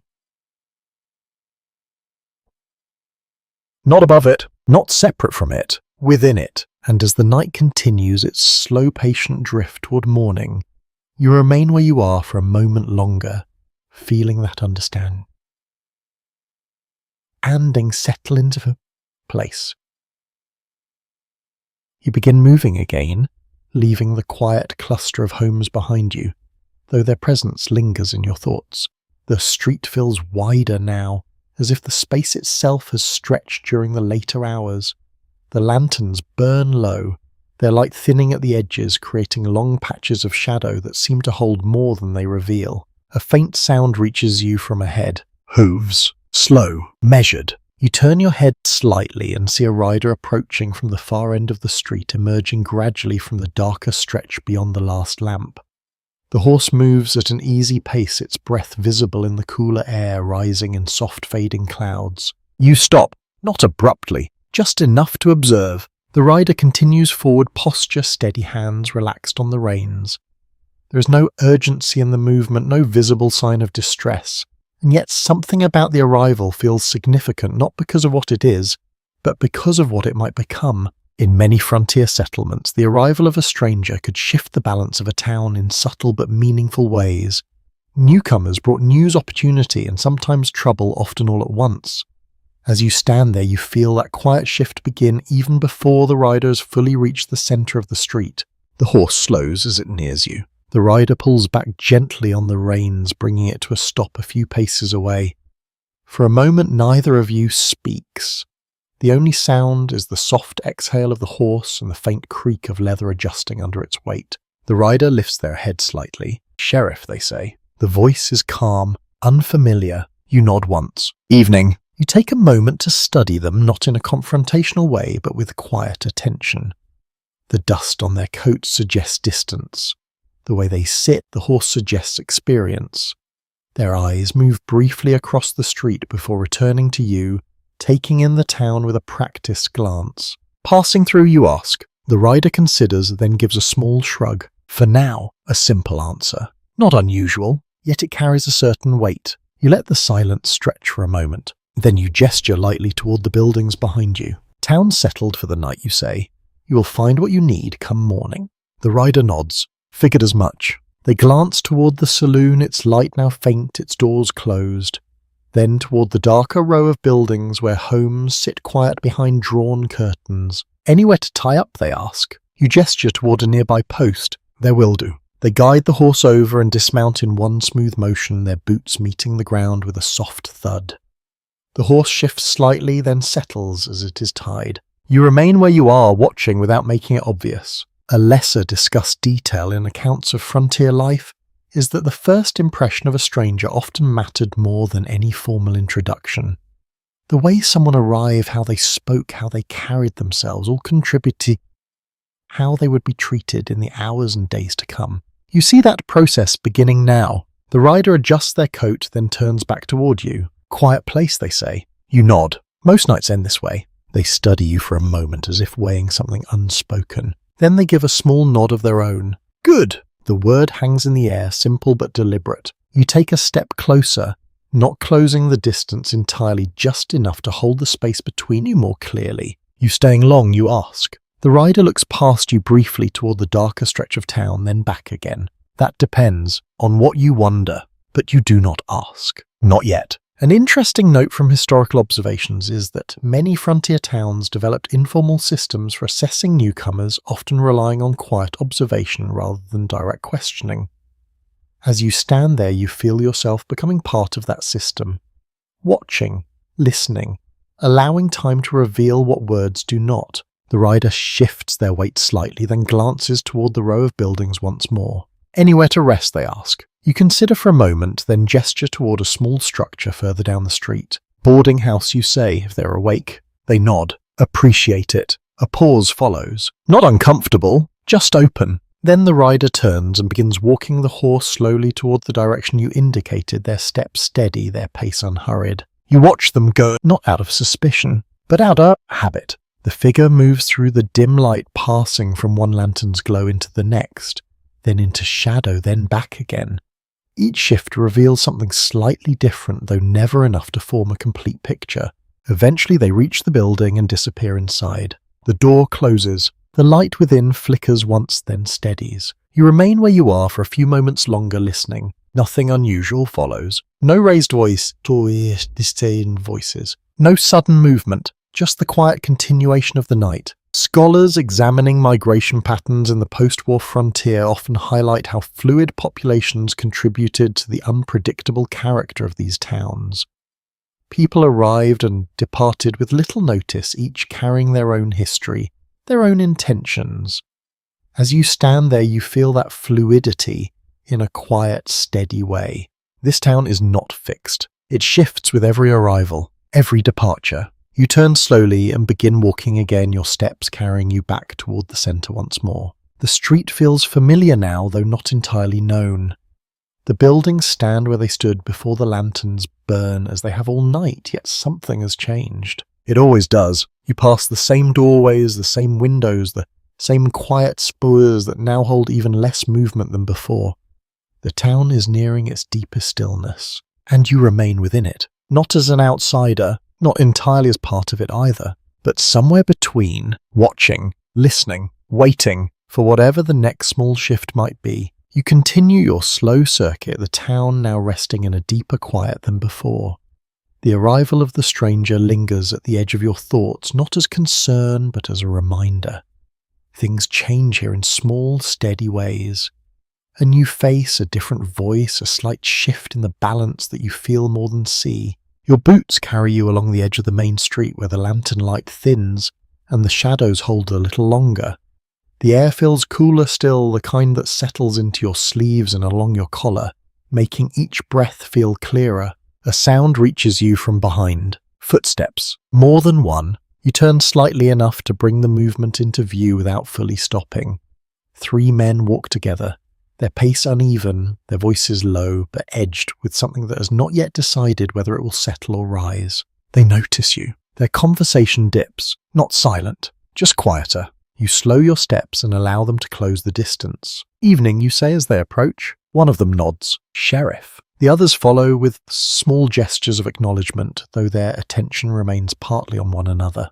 They do not stop, but they do not pass quickly either. Something holds them in place for a moment. A widely observed feature of frontier law enforcement was the use of posses, groups of local men temporarily organised to assist in maintaining order or pursuing suspects when a single sheriff could not manage alone. As you stand there watching the 3 of them, you are reminded of that reality. The line between citizen and enforcer is not always fixed here. It shifts when needed. "You all heading somewhere?" you ask. One of them shrugs. "Just walking it off." You glance between them. "Walking off what?" A brief silence. Then another shrugs, this one tighter. "Nothing worth making trouble over." The phrase carries weight, not because of what it says, but because of what it avoids. You let your gaze move slowly across their faces, not searching for guilt, just reading what is there. Tension remains, though it is no longer rising. It sits between them like something that has been pushed aside but not removed. "You keep it that way," you say. They nod. All 3 this time. Then they move on their steps, carrying them past you and into the darker stretch of the street. You turn your head slightly, watching them for a moment. They do not separate immediately. They continue together, their voices low again, their shapes fading as they move beyond the lantern light. You remain where you are for a few seconds longer, listening. Nothing follows. No raised voices, no sudden movement. Just distance. An often overlooked detail in discussions of frontier justice is how frequently communities relied on collective presence rather than formal authority. Groups could stabilize a situation or push it toward escalation depending on how they moved together. As you continue your walk, you feel that dynamic clearly. Those 3 men could have become something more. They did not. Tonight, you move on. The street feels emptier. Now the spaces between sounds wider still. The town has reached a point where most activity is either settled or withdrawn completely. What remains is quiet, but not absence. A door creaks open ahead. You look up. A figure steps out onto a porch holding a lantern low at their side.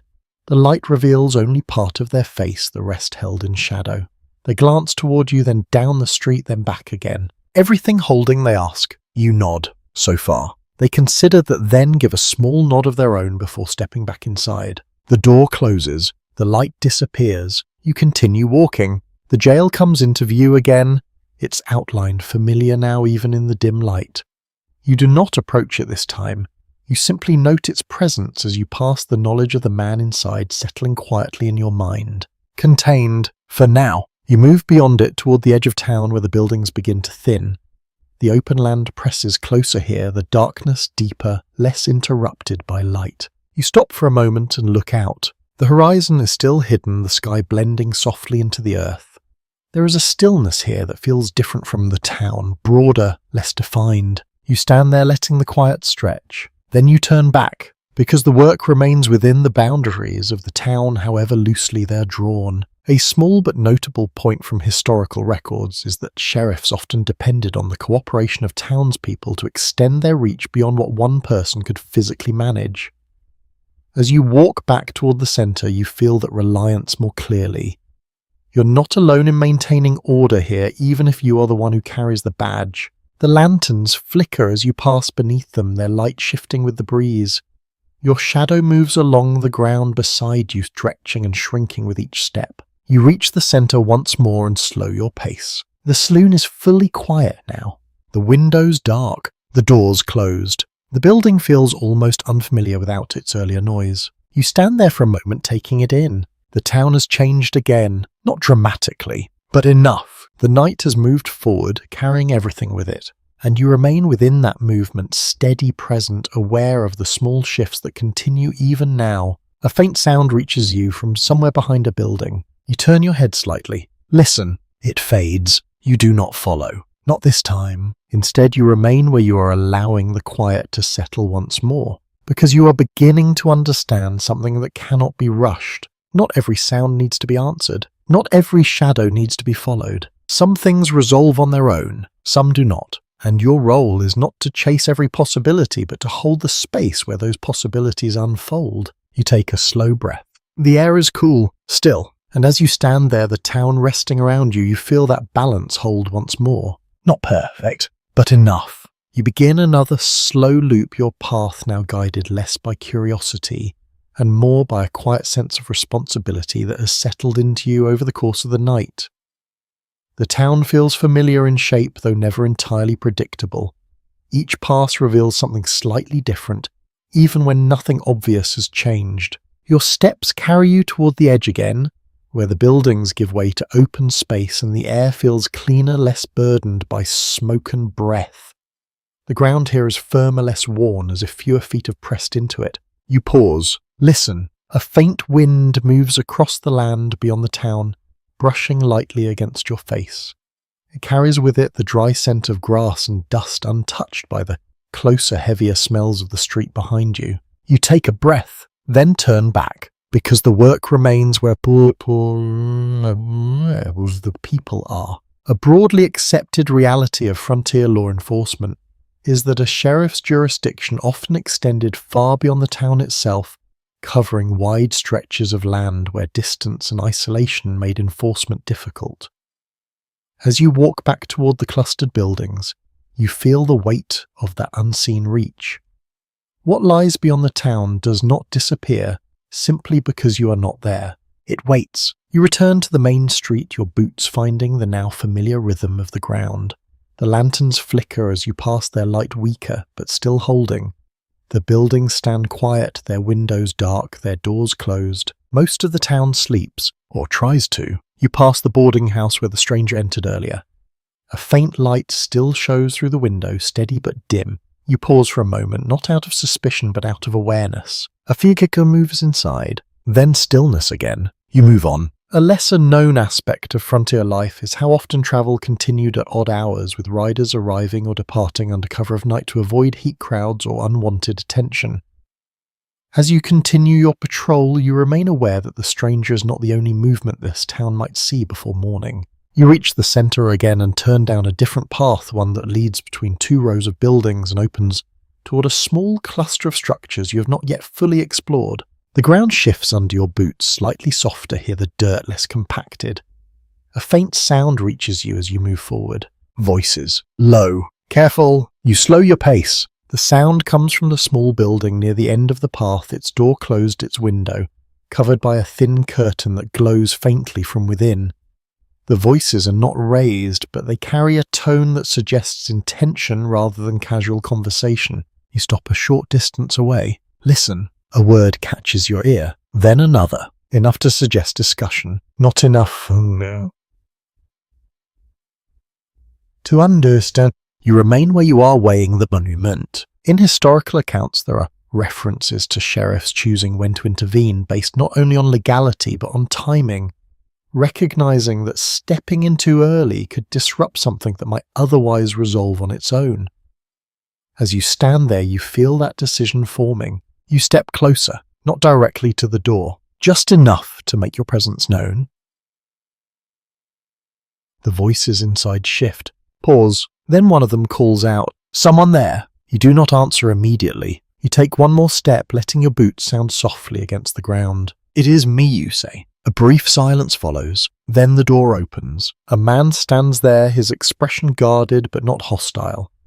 Behind him you see another figure seated watching. "Sheriff," the man says. You nod. "Evening." He hesitates, then opens the door a little wider. "We were just talking," he says. "I gathered that you reply." Your tone remains even, not questioning, not accusing.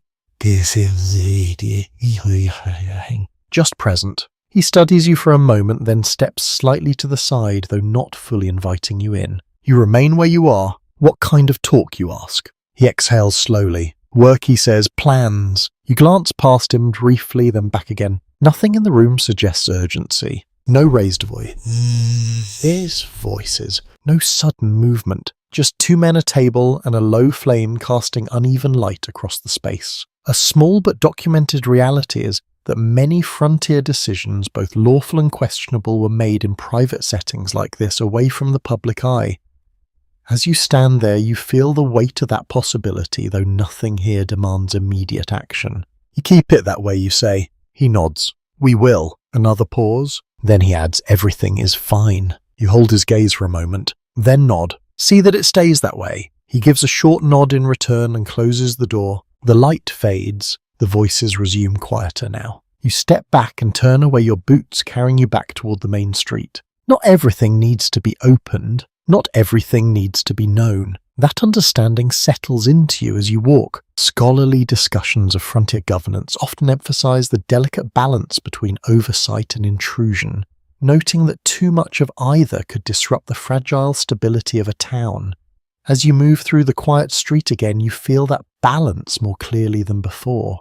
You pass the jail once more, its presence steady in the night.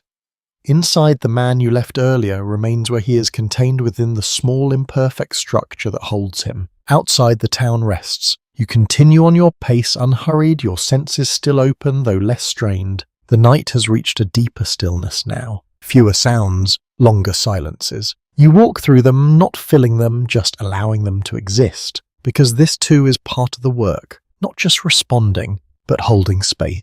And as you move once more toward the center of town, the quiet stretching gently around you, you feel that roles settle more fully into place, not as a burden, but as a steady presence that carries you forward. You move back toward the center of town, the path now so familiar that your feet seem to follow it without instruction. The night has settled into its deepest stretch where time feels slower, and each sound, however small, carries a little farther than before.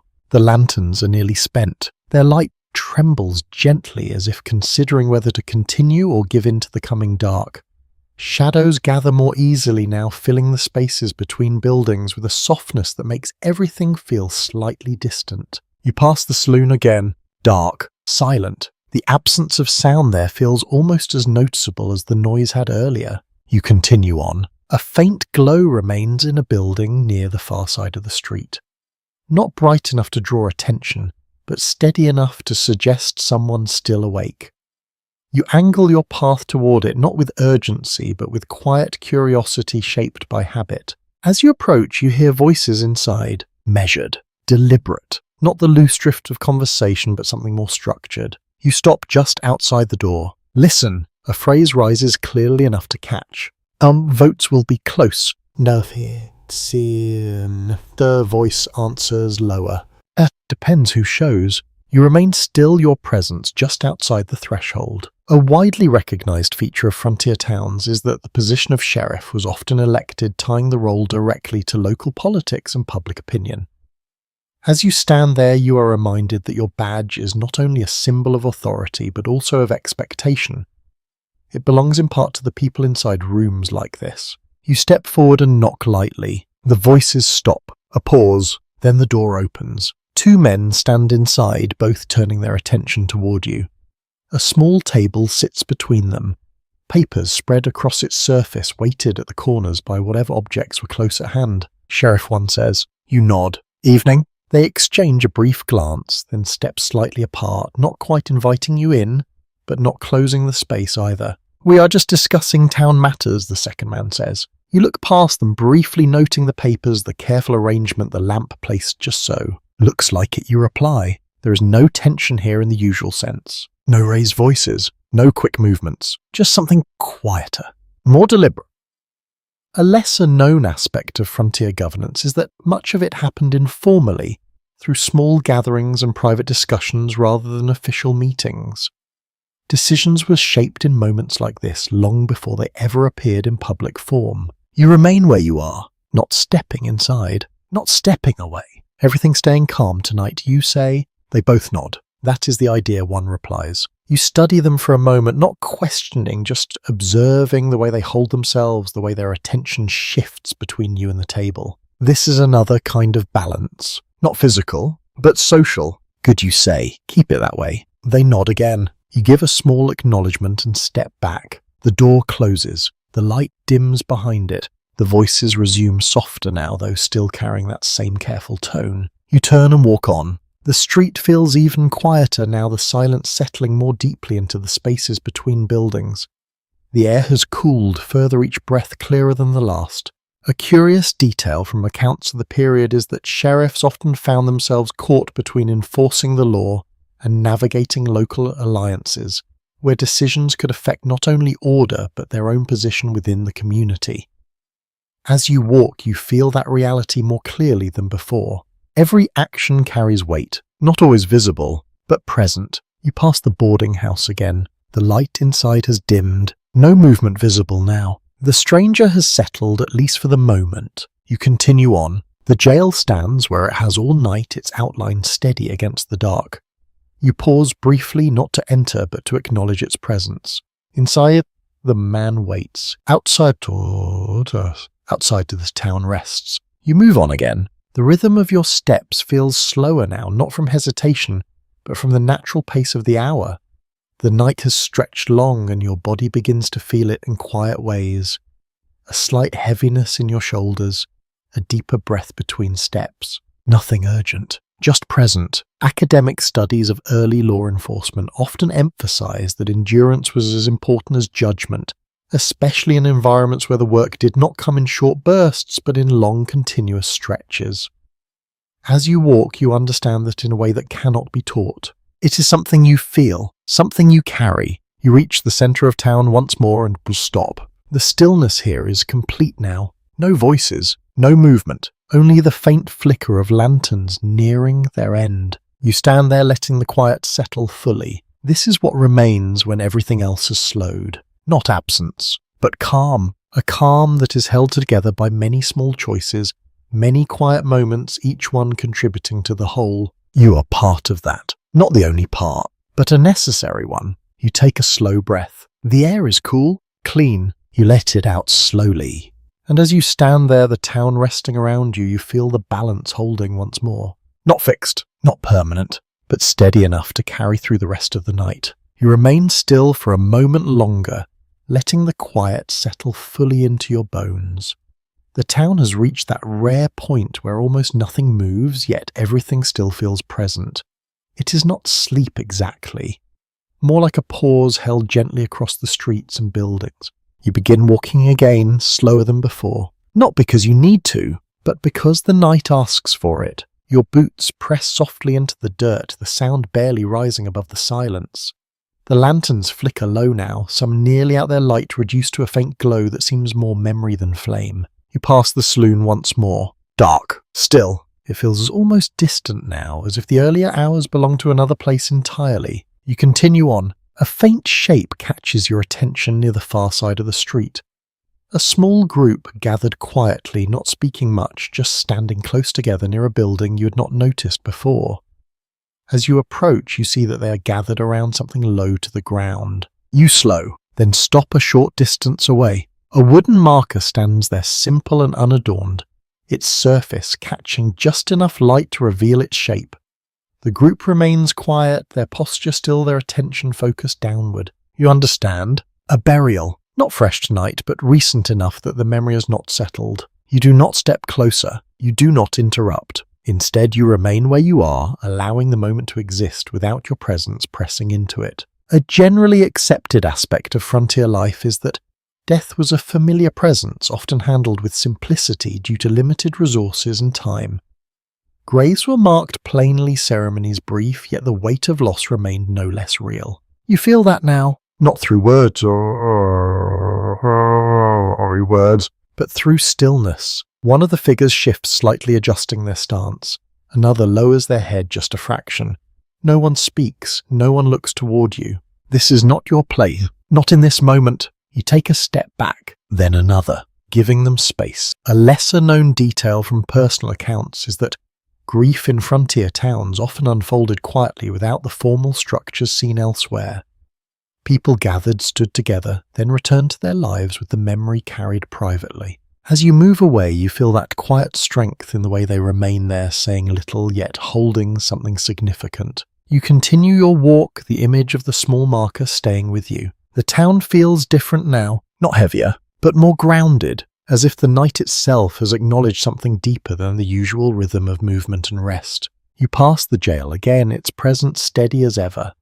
Inside, the man you left earlier remains where he is, unaware of the moment that just passed outside, or perhaps simply removed from it. Life continues in separate spaces, sometimes close, sometimes distant. You walk on. A soft wind moves through the street, carrying with it the faint scent of earth, dry and cool.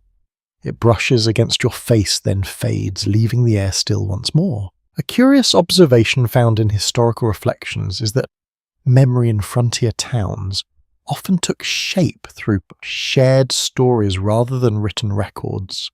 Events, people and losses were carried forward in conversation shaped by those who remembered them. As you move through the quiet street, you sense that process already at work.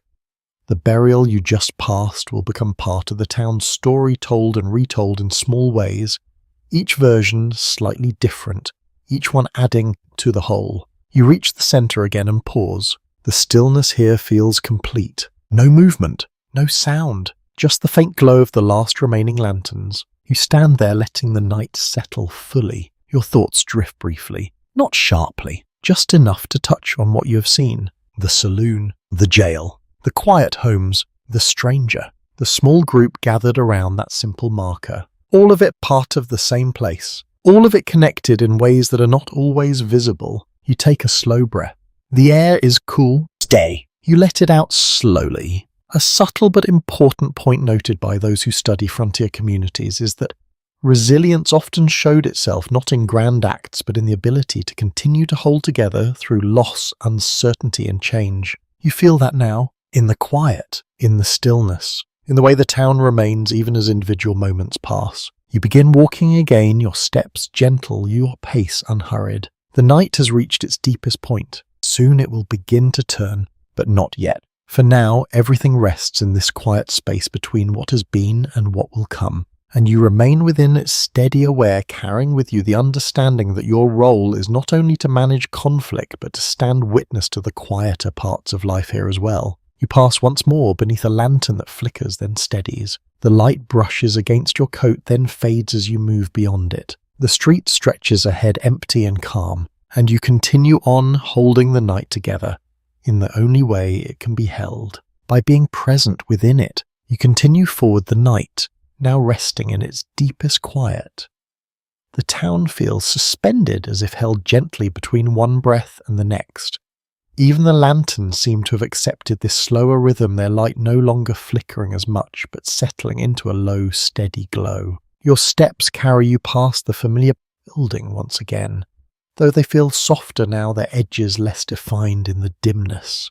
The saloon, the store, the blacksmith shop, each one present yet subdued. You notice how the ground feels cooler beneath your boots, firmer, less disturbed, as if the day's activity has finally settled into place. A commonly observed reality of frontier winters and colder nights is that activity often slowed dramatically, not out of choice but necessity. The body adapts, the town adapts. Movements become fewer, more deliberate. As you walk, you feel that slowing not just around you but within you as well. Your breathing is deeper now, your pace more measured. You pass a narrow stretch where the buildings stand close together, their walls forming a corridor that holds the night air in place.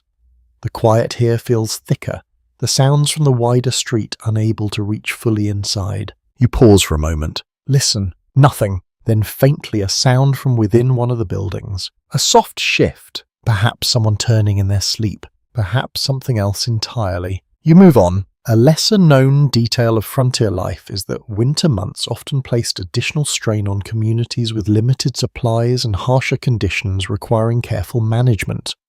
Though this night is not harsh in that way, you can feel the echo of that reality in the way the town conserves its energy holding still, rather than spending itself. You emerge back into the open street where the lanterns still cast their dim circles of light.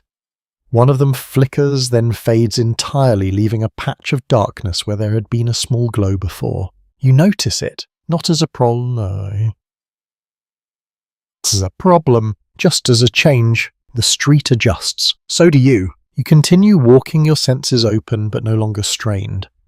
The need to respond has lessened, replaced by a quieter form of attention. You're not waiting for something to happen. You're simply present in what is. A subtle observation from historical accounts is that fatigue played a significant role in shaping behavior during long nights, often leading to fewer conflicts simply because people no longer had the energy to sustain them. As you move through the town, you feel that effect clearly. The earlier tensions have dissolved not through resolution, but through time. You pass the jail again. You stop this time, not to enter, just to stand. The building is silent, its small window dark now. Inside, the man you left earlier likely rests his earlier restlessness softened by the passage of hours. You consider going in, then decide against it. Some things are better left undisturbed. You turn and continue on. The street stretches ahead nearly empty. A single figure moves in the distance, slow and unhurried, then disappears around a corner. You do not follow. The night has reached a point where movement itself feels optional. You pass the boarding house once more. The light inside has gone out completely now.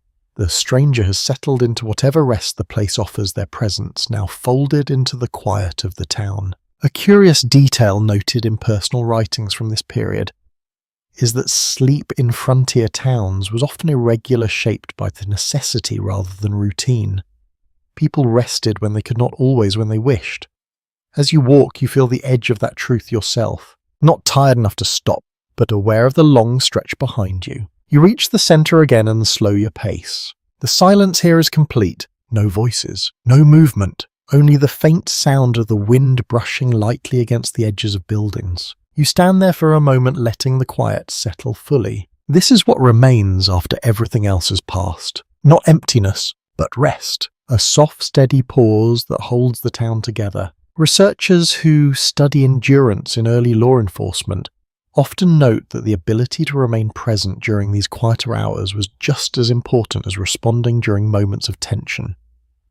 As you stand there, you understand that clearly. This is part of the work, holding the quiet, maintaining the space. You take a slow breath. The air is cool and clean. You let it out slowly. Your shoulders ease slightly, your posture relaxing just enough to acknowledge the shift in the night. You're still alert, still aware, but no longer anticipating. You begin walking again, your steps gentle, your pace unhurried. The town rests, and you move within that rest, not disturbing it, just ensuring that it continues. The lanterns glow faintly behind you. The buildings stand in quiet rows. The ground beneath your feet holds the memory of the day now cooled and settled. You pass once more through the familiar paths, each one now softened, by the hour each one carrying less tension than before. The night is nearing its end, not yet turning, but close. And as you continue your steady walk, you feel that transition approaching not as a sudden shift, but as a gradual easing into something new. You keep walking though. Now it feels less like patrolling and more like accompanying the town through its final quiet hours. The night has thinned to something delicate, almost fragile, as if any sudden movement might disturb the balance that has finally settled into place. The lanterns are nearly on. One flickers, then dims. Another has already given in, leaving behind only darkness where a small circle of light once stood. Your steps feel softer, not from caution, but from the stillness that surrounds you. You pass the saloon again, its outline barely visible now. The place that once held voices, music and tension now stands silent, its presence reduced to shape and memory. You remember the earlier hours, the shifting moods, the quiet confrontations that never quite became something more. All of it has settled. For now, a broadly recognized truth about frontier towns is that order was rarely permanent. It was something assembled day by day, held together through effort, habit, and the willingness of people to maintain it. As you walk, you feel that clearly. Nothing here is fixed. Everything is maintained. You continue toward the center, where the street opens slightly, though now it feels smaller than before.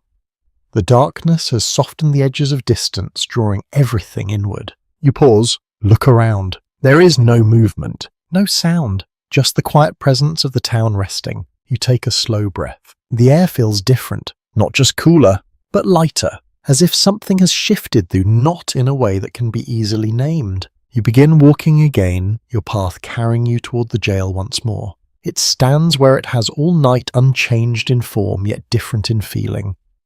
The door is closed, the window dark. The structure holds its quiet purpose without drawing attention to itself. You stop a few steps away. Listen. Nothing. You consider the man inside, the way he sat earlier, the way his voice carried a calm that suggested acceptance rather than resistance. He will leave in the morning. Or perhaps he will remain longer, depending on what the day brings. That is how it works. Decisions unfold with time. A lesser-known observation from historical accounts is that many frontier towns operated in a state of ongoing adjustment where stability was not achieved once but revisited repeatedly. As you stand there, you feel that rhythm. Tonight is held, tomorrow will ask again. You turn away from the jail and continue on. The street stretches ahead, empty and still. A faint sound reaches you. Footsteps. You turn your head slightly. The figure you saw earlier in the night, the one who crossed the street and vanished into shadow, appears again at the far end. Slower now, more deliberate. The movement is not hidden this time. You watch. They walk toward you, not directly, but along the edge of the street, their path angled slightly away. As they pass beneath one of the last working lanterns, their face becomes briefly visible. Familiar, not because you know them, but because you have seen them before. Earlier, watching. They glance toward you as they pass, their expression unreadable in the dim light. "Sheriff," they say quietly. You nod. "Evening." They continue walking, their steps unhurried, their figure moving steadily through the fading light until they disappear once more into shadow. You do not follow. You do not call out. A curious detail noted in Reflections on Frontier Life is that many interactions remained incomplete, never fully explained or resolved, yet still carried meaning for those involved. As you stand there for a moment, you feel that clearly. Not everything needs to be understood. Some things simply pass through. You turn back towards the center and walk on. The town feels quieter than ever now, almost at rest. The spaces between buildings seem larger, the air more open, the ground more settled beneath your feet. You reach the center and stop once more. This time you do not look for movement. You do not listen for change. You simply stand. The silence is complete, not empty, but full in its own way, a quiet that holds everything together without effort. Researchers examining the nature of order in early settlements often note that stability was often temporary, shaped by a continuous effort rather than lasting structure. As you stand there, you understand that fully. This night has held, not because it was simple, but because it was managed, carefully, quietly, moment by moment. You take a slow breath. The air is cool. Still, you let it out slowly, your shoulders ease, your posture softens just slightly, not enough to lose awareness, just enough to acknowledge that the work of this night is nearly done. You begin walking again, your steps gentle, your pace unhurried. The town rests, and you move within that rest carrying the quiet understanding that what you have held together will not last forever.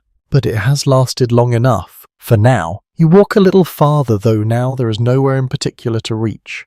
The town has settled into its final quiet, the kind that comes just before the first hint of morning begins to gather somewhere beyond sight. The air feels cooler, still almost gentle against your face, carrying none of the earlier weight. Your steps slow without effort. The ground beneath your boots feels firm, settled, as if it too has come to rest after the long stretch of the day. The buildings stand silent on either side, their shapes softened into outlines rather than details. Windows are dark, doors closed. Even the narrow paths between structures seem to hold their breath. You reach the centre once more and stop. This is where everything has passed through tonight. The voices, the movement, the quiet decisions that shaped what did and did not happen. Now there is only stillness. You let your gaze move slowly across the street, not searching, just remembering. The place where the rider appeared. The stretch where two men nearly let words become something more. The doorway where quiet conversations continue behind thin walls. The small gathering around that simple marker.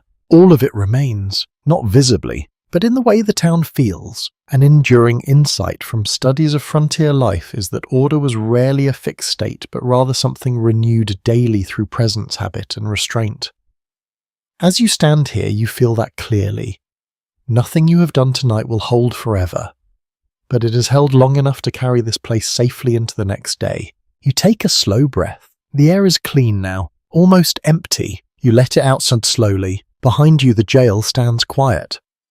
Inside, the man you left earlier rests, held not just by iron and wood, but by the simple passage of time that has cooled whatever brought him there. Ahead, the boarding house remains dark. The stranger has become part of the town for now. Their story paused until morning reveals it further. Around you, the homes hold their quiet lives.